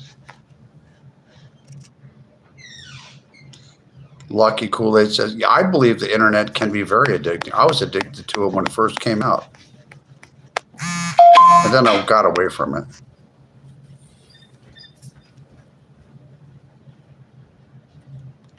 I need to talk to someone, Rachel. It's not funny. You can talk to me. Color looks great the way it is. Okay. I think it's just a little bit too dark. I think it needs to be cut, really, to be honest with you. Well, I got the red coming out now. It has a red undertone to it. It does not have a green undertone to it. Some people have a green undertone to their brown hair. Some people have a red undertone. Mine has a red. I have a red undertone to it naturally.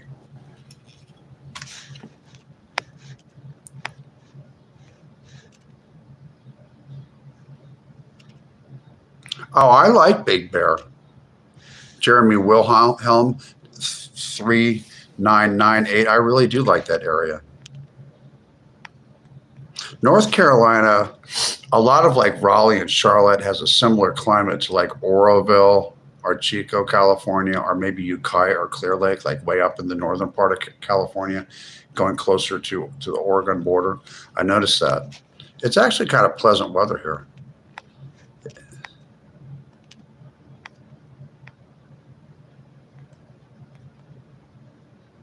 You think your wife is cheating on you, Ronnie?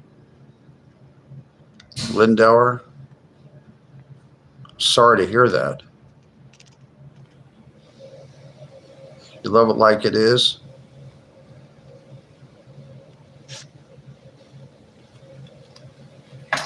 One moment.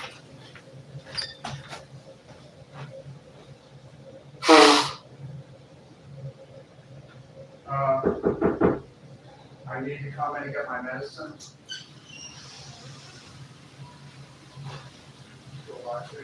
Remember that? I've gone for a while.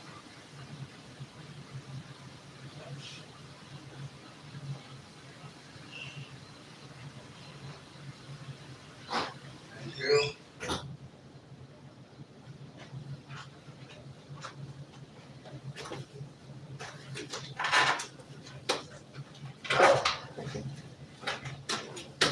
Okay, here we go.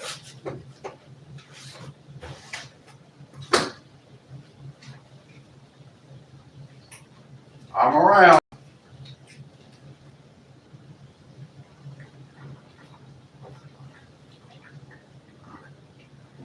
Just have to take something.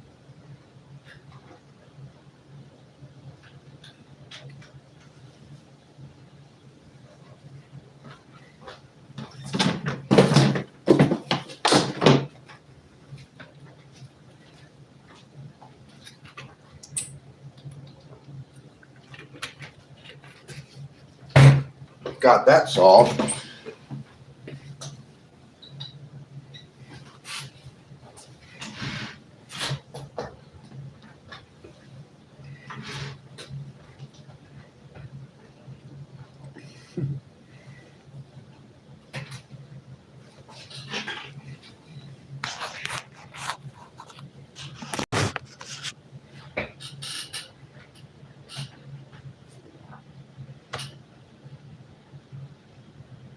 Thank you very much for coming in today. Please subscribe to my channel. It's free to subscribe to @Hollywoodland21. That's @Hollywoodland21. I do not charge for subscriptions to @Hollywoodland21. Tell all your friends on social media, all your friends in the cafeteria, at the bus stop, at the train platform, at the discotheque, when you have your cigarette break. Just let them know that we can have a lot of fun talking about all kinds of things, and you could talk to other chatters. You chatters can, like, I even got 2 chatters trying to date each other and stuff like that now. I mean, we got all kinds of things going on this channel. You make fun of me, you can make fun of my teeth, you do whatever you want. Except you cannot say anything anti-Semitic on my channel or you're blocked. You cannot, what else did I say? No racial bigotry on my channel or you're blocked. No talking nasty about women or children or you're blocked. And no character assassination of myself or anyone else. As long as you follow those simple rules, which are really things that you should follow those rules in your daily life, you can come here.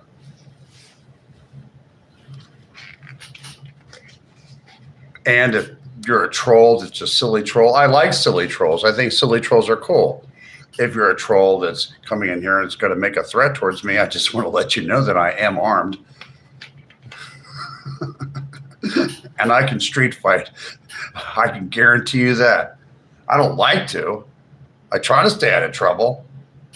I've had people on previous channels like make direct threats at me and stuff. I had to deal with it.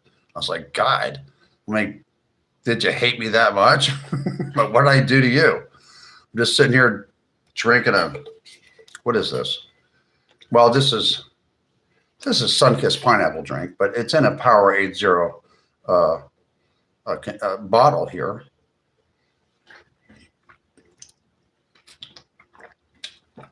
Powerade Zero from the Coca-Cola company. You know, when you drink Powerade Zero, it's cool, it's refreshing. And when I drink Powerade Zero by the Coca-Cola company, well, it makes me feel like a real winner.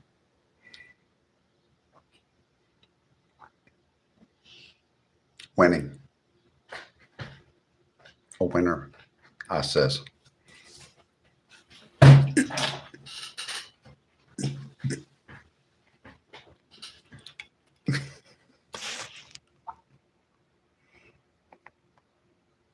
Always be kind. That's correct, Tina Kennedy. Miss them so much. I miss my father. My father died in October this last year. I really miss him a lot. Trying to remember all the things he taught me.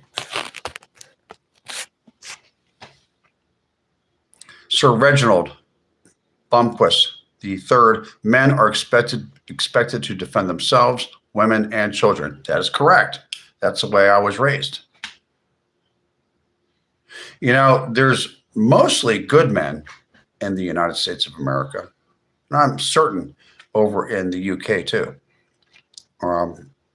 But unfortunately, in the United States of America, in the last 10 or 15 years, there's been a growing percentage of men in the United States that are bad men that need to be dealt with. I don't know. There's various reasons why that's happening, but it's in the middle of being corrected right now.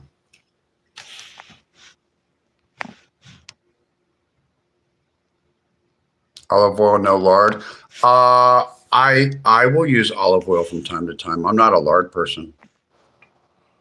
I like milk, but I can't drink it because I'm what's it called? Lactose intolerant. Aaron Roderick. Hi, Randall. Thanks for coming back in. We're talking about everything today. The illegal personality. Yeah, the illegal personality. I wonder what the illegal personality is. Is there a personality that is illegal? Is there? Having too much fun? I don't know if you guys noticed, but in the last ever since around 2015 or 16, about 10 years ago, I'd say. Around 10 years ago, I started noticing that there's a lot of, there's a lot more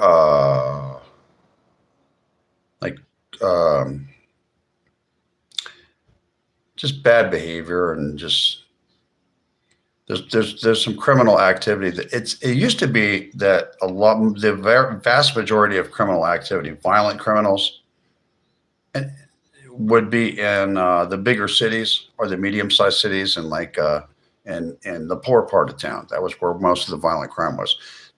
Crime is spreading all over the country now, like even into some smaller cities and small towns where it really wasn't common. But there's a lot of violent crime and property crime, a lot of property crime, a lot of fraud with ATM cards, ATM machines, debit cards, all kinds of stuff like that. People trying to call you on your phone and tell them that they're some government agency when they're not, and all kinds of crap going on. There's a lot of that kind of stuff. So the crime in our country, violent crime and property crime, is more widespread. It's not just in the inner city, in the poor part of town. It's like in the suburbs now. So nowadays, women have to be much more careful about who's around them. And be careful. I mean, just keep your eyes on a swivel. And I don't recommend that any woman walk around at nighttime, unless it's on their property or something like that. Like walking down the street and after the streetlights come on when it gets dark. It's just a different United States now. Women have to be very, very careful, and also elderly people.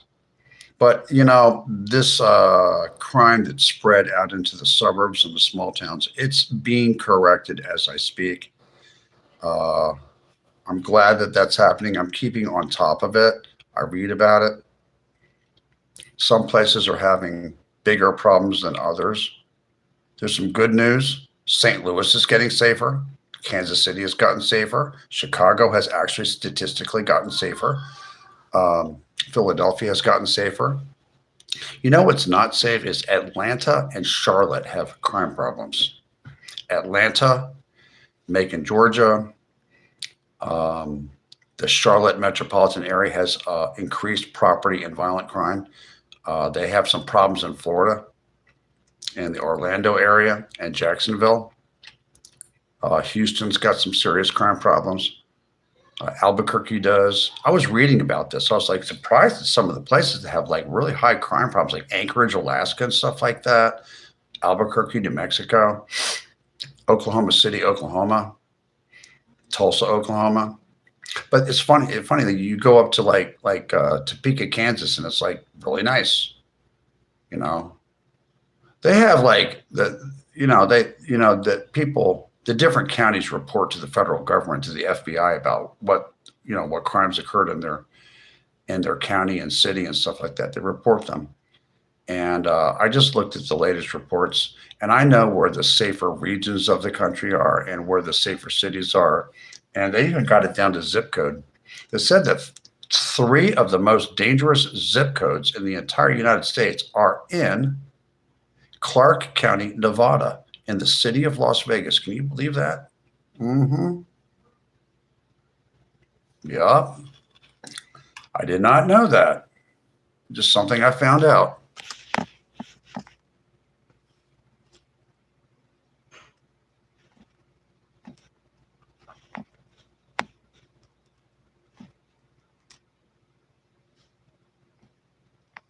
Thank you, Transact One. Thank you. He was a good man. He was an aerospace engineer. He also invented the tape lifter. You know, the little thing that where you put the VHS tape in that we used in the 80s and stuff like that. The little thing that lifted up the tape so it could be read. He invented that, but he worked for RCA at the time, so he has the patent on it, but RCA got the money. And then in the late 80s, RCA was purchased by General Electric. And then he stayed on with them. And then later on, he started his own business, his own small business as a aerospace and consulting and aerospace engineering consulting business. And he played a role in the safe landing of the first Mars rovers that went down there, the remote control cars and stuff like that. He used to fly out to LA and go to work with those guys in Jet Propulsion Laboratories a lot. He was a good guy. Thank you, Karen Brooks, 5945. Thank you for the condolences. Thank you, Kevin. Breaking Bad was awesome.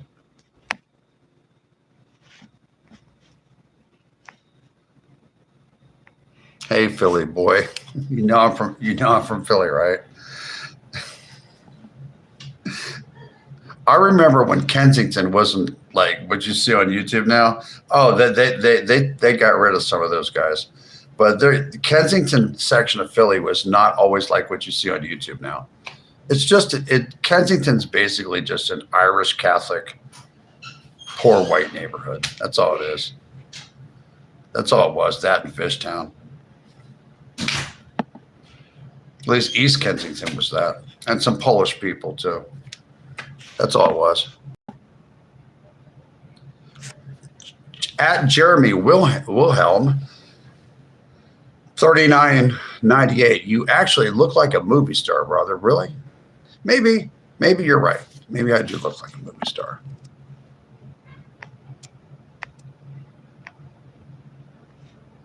Am I for Trump or against Trump? I'm not for or against him. He's the only president that I have, so I hope he does well as the commander-in-chief of the United States of America.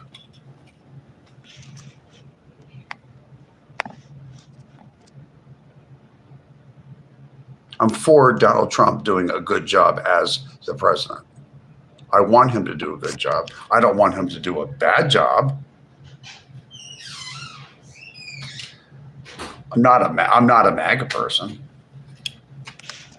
I got my own personal ideas about things.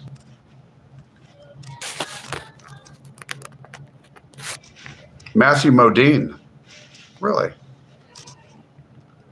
No, I'm not. I'm not. Get some sun. I do need some sun. Look at that. Look how white I am. I used to be darker and when I lived in Los Angeles, because there's so much sunshine out there. I used to have kind of like I have white skin. I don't have olive skin because there's no Greek or Italian or anything in me. I have really white skin.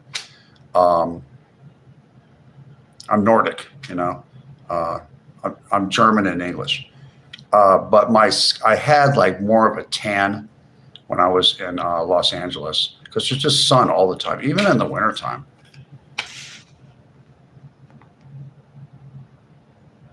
Why am I not a movie star? I made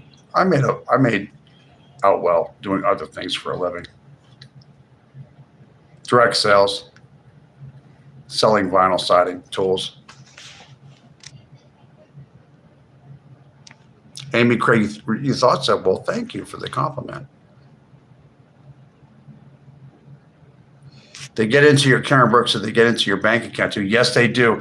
Here's the problem around one of the big problems in Charlotte, North Carolina, might be a problem where you are. It's also in Atlanta also, is any ATM machine that is not inside of a bank, you could have somebody putting skimmers, these little things they put inside there that when you put your card in, it reads your card and then they steal money out of your bank.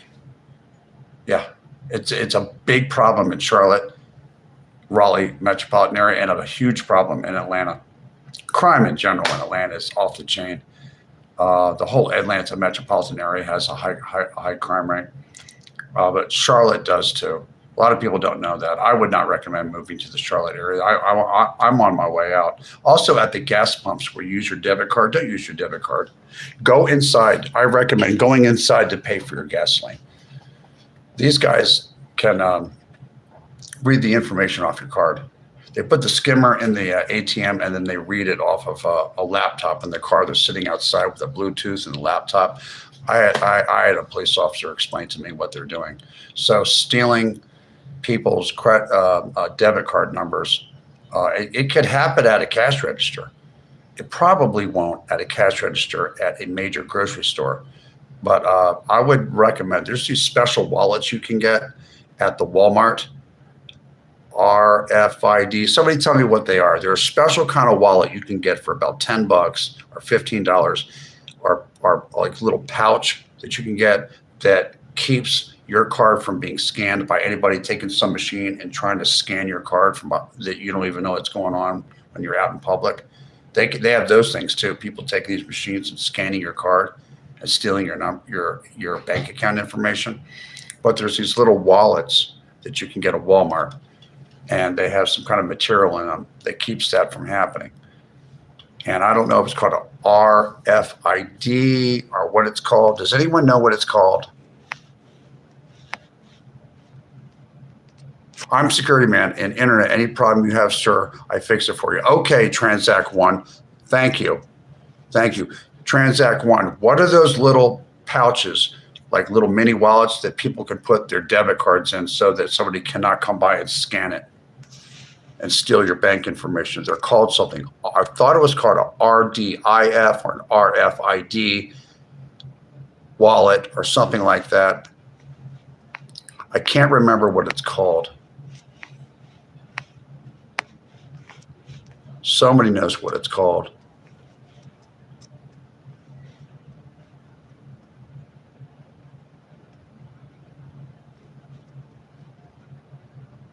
The best cheesesteaks in Philly are actually not Gino's or Pat's Steaks. It's a place up in Germantown. I forget what it's called. You have to Google it. It's a famous cheesesteak place up in Germantown in the northwest part of Philadelphia. Has better cheesesteaks than Gino's or Pat's. My personal opinion. the opinion of many people in Philadelphia, up in on Germantown Avenue. If I was ever asked to be in a movie, I would like to be in a movie where I'm in a Western. Yes, I would grow a beard, put shabby clothes on, and look like some guy that's running around in the desert looking to rob trains or something like that in a movie. Or whatever they told me to do. I have to get them fixed. I got to get implants put in there.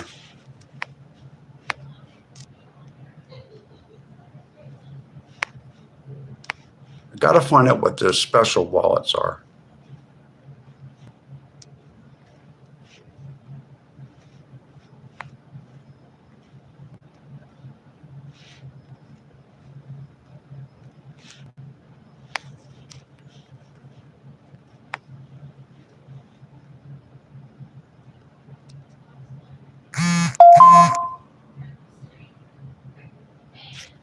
I do not know. I do not know if I'm good enough for heaven. We'll find out.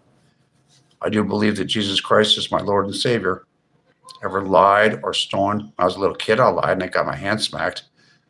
Stolen? No. I've lusted. Have I ever hated anyone? Yes, I have hated somebody. I've hated a couple of people. It was really hard for me to learn how to forgive them what they did, but I will never forget what they did to me. No, I'm 19 years sober. Almost. On August the 8th, I will have 19 years sober off of coke and alcohol and weed and everything else.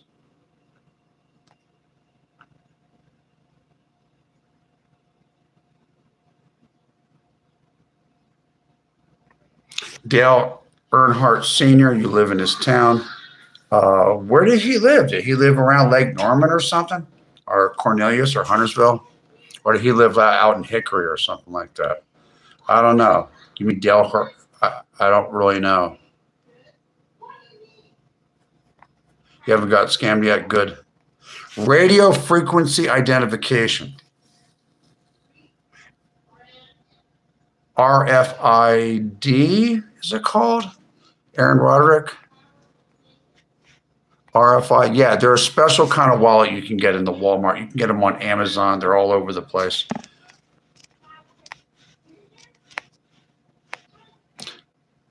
Radio frequency identification wallet. Thank you very much. Radio frequency identification wallet is what you need to get. You can get them at the Walmart. You can get them on Amazon. You can purchase them on Amazon Prime. Those are wallets that I recommend that everybody gets to put their debit cards and their credit cards in and everything, because there are criminals all over the place coming up behind you, scanning, trying to pick up on what's in your purse or in your wallet or something like that. There's people putting skimmers in ATM machines and gas pump machines and stuff like that. There's a ton of that going on, and you do not want to be the person that goes to your bank and Wells Fargo or Chase, which are not, Chase is a horrible bank as far as I'm concerned. They need to get it together. They haven't always been this way, but then the bank says, well, we have to get our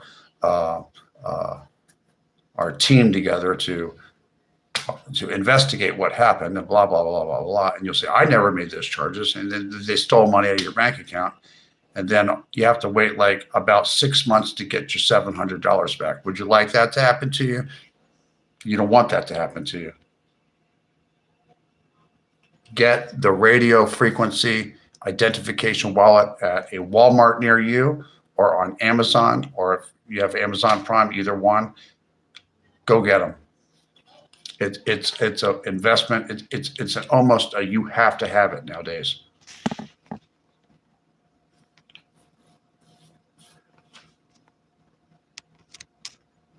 Oh, I think your English is very good, Transact One. Yeah, he did, but he grew up in Kannapolis, North Carolina. I know what that is. That's just north of Concord. That's a nice little town. I live north of there. I don't use any drugs anymore at Mike Smith. I used to do coke. I do not do it anymore. 19 years clean. Apple Pay is an alternative. Yes, Gomez, that it is. It is. And that's a good suggestion. You have one that you use every day? Yeah, I don't use drugs anymore, Mike Smith. I don't. Goodbye. I told you that once.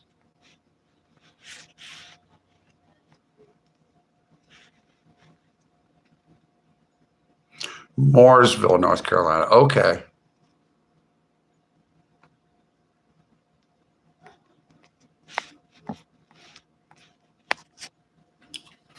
Wow, we have 100 likes.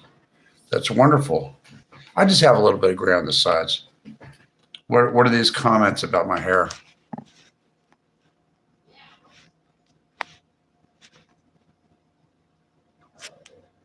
I'm lucky I'm alive. Did you know that? I had a health scare right after I stopped drinking. I had a health scare. And the doctors, these Persian doctors in LA, saved my life. Yes, they did. I get a second chance at life.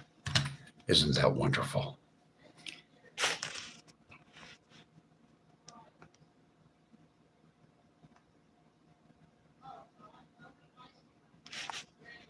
You know what I really need people to do that would really help me out a lot?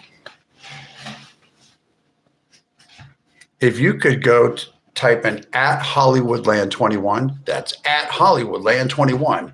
Once again, that's at Hollywoodland21, and hit the subscribe button. And let's get me up to 10,000 subscribers by September the 1st of 2026.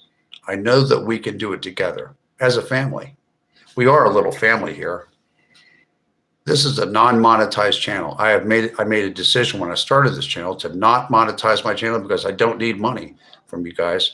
I will monetize this channel once I get to somewhere between 5,000 subscribers, which isn't too far away, and 7,500 subscribers. Just for some passive income. Why not? I'm here for about an hour and a half, 4 times a week. Why not? Might as well. But I'm really here just to make friends and to meet new people and for people to connect with each other and start talking about important, constructive things about how we can really, one of the main reasons I have this channel is I want the chatters to talk to each other and get to know each other and network so that we can talk about rebuilding the United States from within, socially. And there's some problems in our culture. There's some negative things that have been happening in the last 15 years or so with a lot of incorrect information that was taught to the younger people in the schools, in the public schools and the universities and stuff. And there's a lot of things that need to be fixed. You know, there's a lot of younger people that need to be not told how bad they are. They need older people like boomers, and they need people that are like Generation X to explain to the millennials that many things they were taught are not correct, and not blame them. A lot of these younger people were lied to in the public school system. They were lied to as children. They were lied to in the universities. They're all confused. Some of them are figuring it out, but they got a lot of them are very angry. You know, a lot of them have been watching, like they'll watch news that we used to watch the news, and I guess it was fake back then, but they're watching things on their smartphone and they don't know what to believe anymore. Maybe we should go tell them that there really is a God and God loves you. You know, I tell people that Jesus loves you very much. And seek Jesus and learn how to just forgive the people that lied to you in the schools. I would like to see some college loan forgiveness to a certain extent. I would like to see that because a lot of young people were really misdirected. A good portion of Generation Z and a lot of millennials, and and us people, us regular people, and I mean upper middle income, lower middle income, and working poor. That group, which is most of us, not all of us, but most of us, need to start figuring out how to solve a lot of the problems that were created in the last 15 years by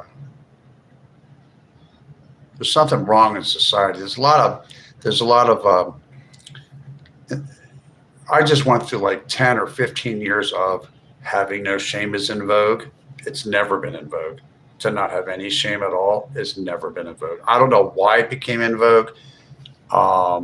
Lying, cheating, gaslighting, gatekeeping, all that stuff became in vogue for about somewhere between 10 and 15 years. It's all destructive. And it really doesn't have anything to do with politics.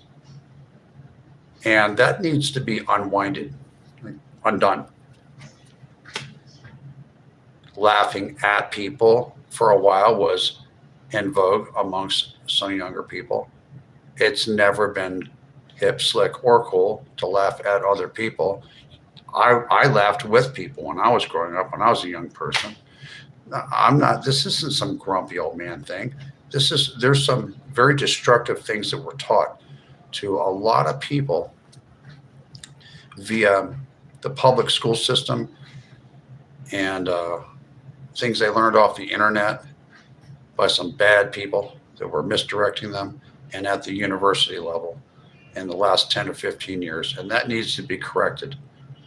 It really does. And I think a lot of people in this country agree with me. And I'll say another thing. If you're like Generation X or you're a baby boomer and stuff like that, let's not scold these younger people. Let's not scold them for things they're not responsible for. If they're doing something that's not right, let them know. But you got to remember, the people that taught them this incorrect stuff in the schools, all the way up to the university level, are people our age. They're professors. They taught them things that would get them hurt. All this divisive stuff, all this incessant talking about gender, what else? Sexuality, talking about skin color ad nauseum, and other things that is just like, what's the purpose in it? A person is who they are inside their heart, not what color their skin is, and not what their gender is, and not what they do in the bedroom, in the privacy of their own bedroom. That's not who they are in their heart. We're all children of God, and we all have a right to be here. And nobody should be made to feel inferior, and nobody should be abused, and nobody has a right to go abuse other people. And when a college professor or a high school teacher or an elementary teacher is teaching the children and the young adults things that are destructive and will get them hurt, no matter, that's wrong. That's being dealt with at a federal level, and it needs to be dealt with at a grassroots level, like all just us regular citizens. We need to deal with that.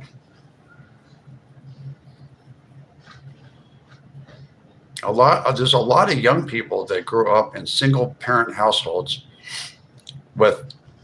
usually with the mother having custody of the child, and then the father is not around all the time or not around at all, which causes a lot of problems. Different kinds of problems for a young lady that grows up with no father in the house, and different kinds of problems for a young man that does not.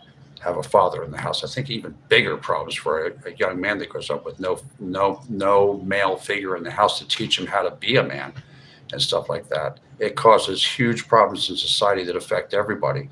We need to correct all this stuff, because I'll tell you who's not going to correct it for us. The federal and state government and municipal governments are not going to fix it for us. Us regular ass people, upper middle income, lower middle income, and working poor, we're all in the same group. To a billionaire, we're like,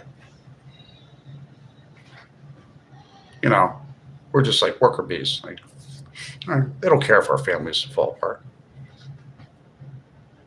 We have to work together to keep our country together, to keep America together. Because you know what? Our country could fall apart for real. I mean, our country could really fall apart if we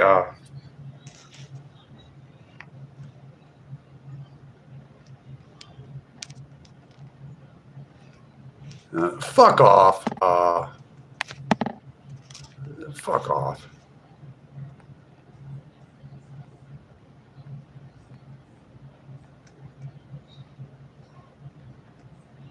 Some of them,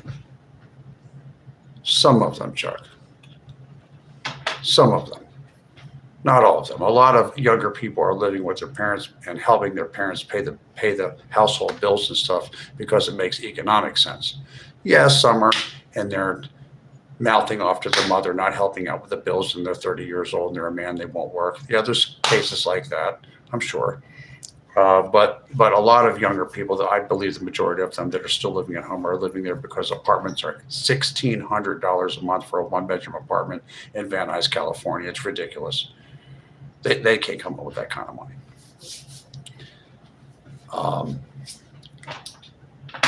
That's a talk for another day. Where was I? The government, the federal government, and the state governments and the county governments and the city governments are not going to swoop in and fix our societal problems for us. Our nation, our country, the United States of America, I believe, will always have a very strong military. We have two giant oceans on each side of our country. We make stuff that the rest of the world needs. When our country goes downhill economically, the rest of the world's going to go down too. We could live in a very well-protected continental United States of America. You could throw Canada in there too. We could live in a very well-protected North America but we're not as rich as we used to be. We could be very poor like Mexico, but the entire United States poor like Mexico is currently. We could live in a real poor country with a really badass military protecting us. Do you want that happening? I know you like the military protecting you from getting invaded, but do you want to live, you're protected, but you have to live in a country that's real poor with no opportunity, and you have 10% of the people owning everything, and everybody else is lucky that they get to eat bologna and cheese 3 times a day? Do you want to live in a crappy country like that? Because that's what's coming down the pike if the general population doesn't start getting in gear and start making sure that you have people representing you for real. I've decided that I'm going to do my best, as long as I'm alive, to help as many people as I can and keep tabs on these elected officials to make sure that my nieces and my nephews and my cousins that are real young, these people that are like under 40 years old, the younger people in my family, on both sides of my family, I do everything I can to try to make sure that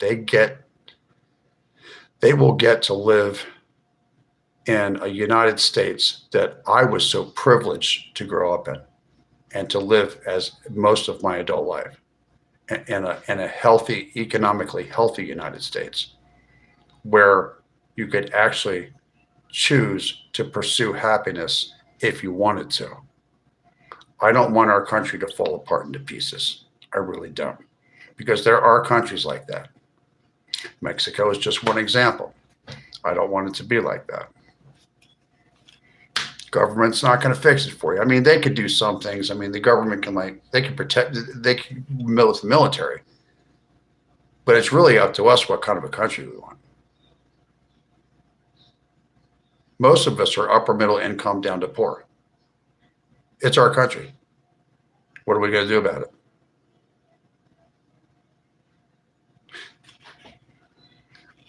On another stream, I'll talk about some other things about that you would not expect me to talk about, but not right now. Not right now. It's about the governance of the United States of America and how let me just say this, on how us, the bulk of the population, somewhere in the Declaration of Independence or the Constitution, the people that started this country, we have the right to do away and start all over again with a different kind of government if we want to. I don't know if you know that.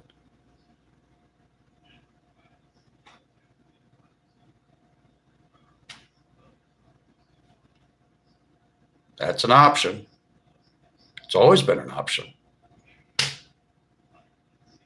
I kind of like things to work out the way they are with the Constitution, just the way it is, and the Declaration of Independence and all that, just have things work out this way. But that can be altered and it can be tossed in the garbage, and we can run this country a different way. I don't want that to happen personally. Okay, but there are other people in this nation that have completely different ideas on the United States of America and how it should be governed. You might not agree with those people. You might really not agree with those people. They don't broadcast themselves very much, but they're there. And some of them are not cool. Don't ever think the government's going to come to save you.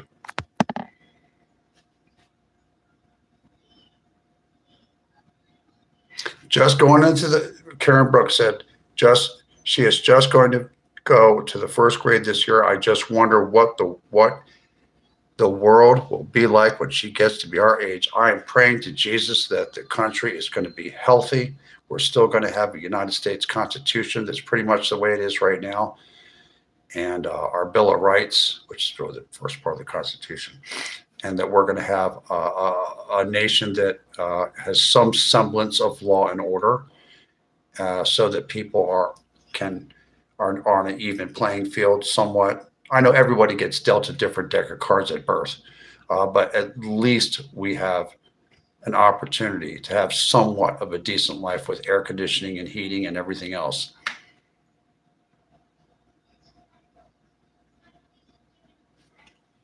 It'd be interesting. Me personally, I'm trying to live to be over 100. I know that's crazy. I'm trying to live like another 50 years or something like that, to live over 100. I want longevity. I want to see what happens 50 years from now. Do you think I'm going to live another 50 years? Think that's going to happen? There is longevity in my family. Yes, there is. You didn't know that, did you?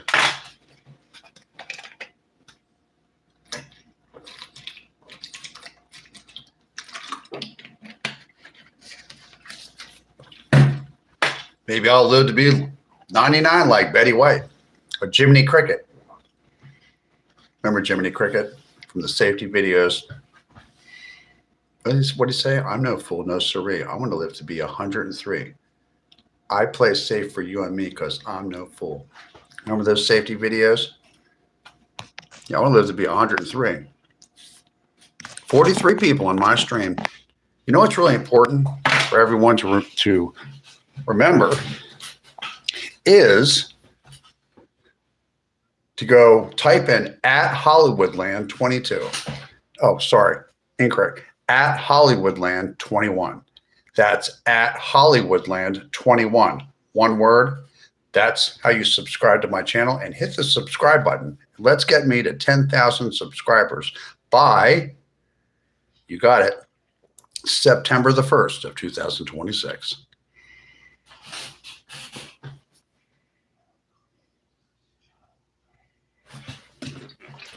See how much liquid I drank? It's a lot, isn't it? You guys might think I'm a little bit crazy, and possibly I am. I don't know. But I'm 6'1". I weigh 168 pounds, and I'm trying to get down to 150 pounds so that I have a washboard stomach. I got about, well, I could have a washboard stomach at pretty much 155. That would be 8 plus 5. That's 13 pounds less than I am right now. Maybe somewhere between 155 and 150. Yeah, I don't want any fat on my body because I don't want it around my organs.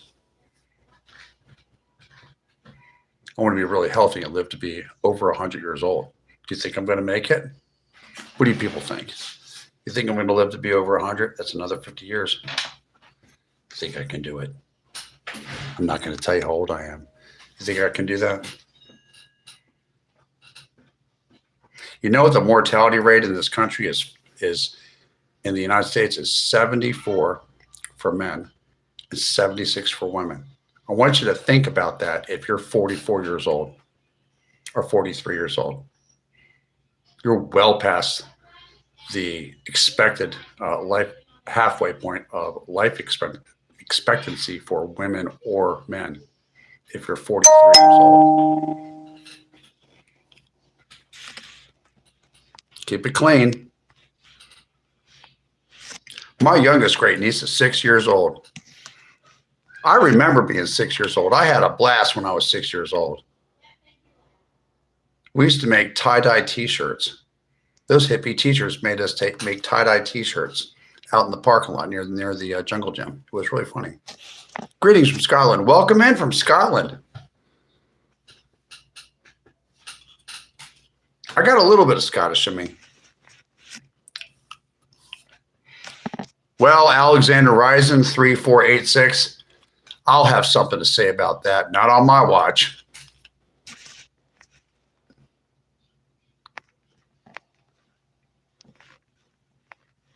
Not on my watch. It doesn't really fit in with the United States of America, the way it's run.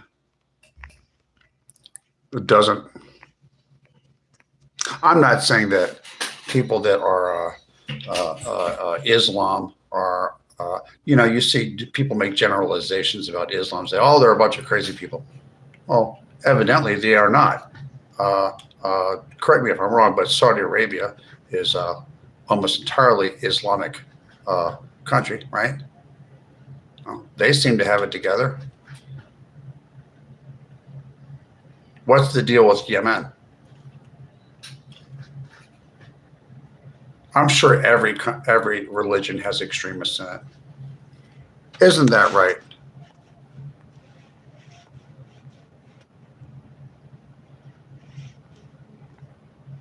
Every religion on this planet has had extremists in its history at one point or another that took their holy book and took it out of context and misinterpreted it and hurt people and all kinds of stuff.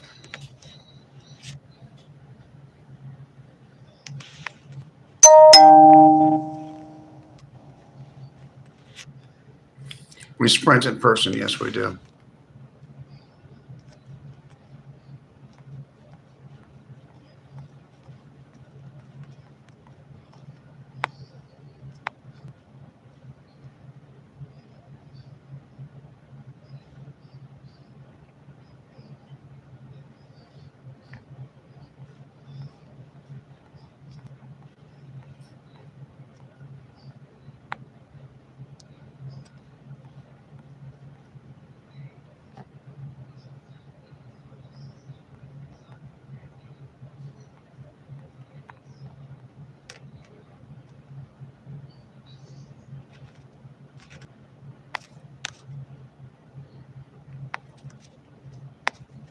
And that's that.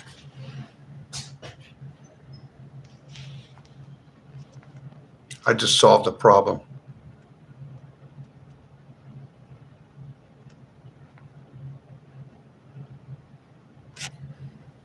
65, you're still pretty young. I mean, I remember when 65 was considered old back like 30 years ago or something like that. 65 is like, middle age is like 40 to like 65, around there. A lot of people I know that are 65, you know, you got the California and stuff like that. They got these people that are 65 years old that are like doing push-ups and chin-ups on Venice Beach and like lifting weights and jumping around playing volleyball and stuff like that. I don't know. I mean, 65 doesn't have to be you're like can't get around anywhere. It doesn't have to be that way. It's not gonna be. It's not that way for me, Jesus willing. But 65, I don't really see 65 as being old. Do you, Karen Brooks? I don't. I don't think it's old. I think it's middle-aged.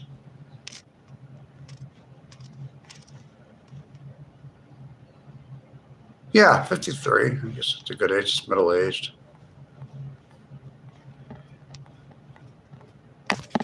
I'll be back in a second. 2 minutes. Don't touch that dial. Let's see how much we have. Ooh, not much time left.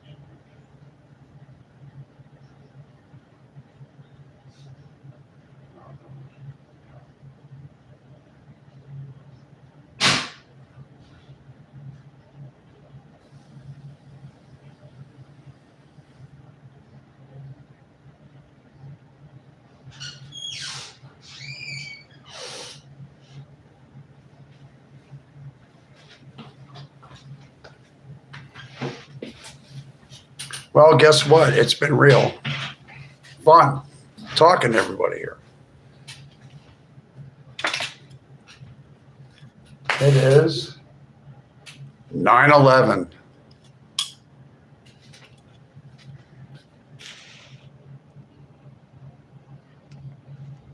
I've seen some old guys that still like to roller skate.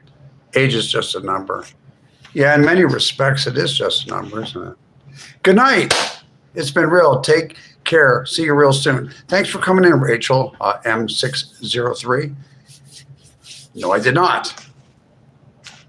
You were slandering me. And for that, you are gone. But age really is something. Your age, or your chronological age, it does matter. Your biological age does matter. Yes, it does. You can't make pretend. No, I'm not gay. I know what you're talking about. Anyway, thank you for subscribing to @Hollywoodland21. That's @Hollywoodland21. Please hit the subscribe button. It's free to subscribe. This is a non-monetized channel for right now, and it's just for fun.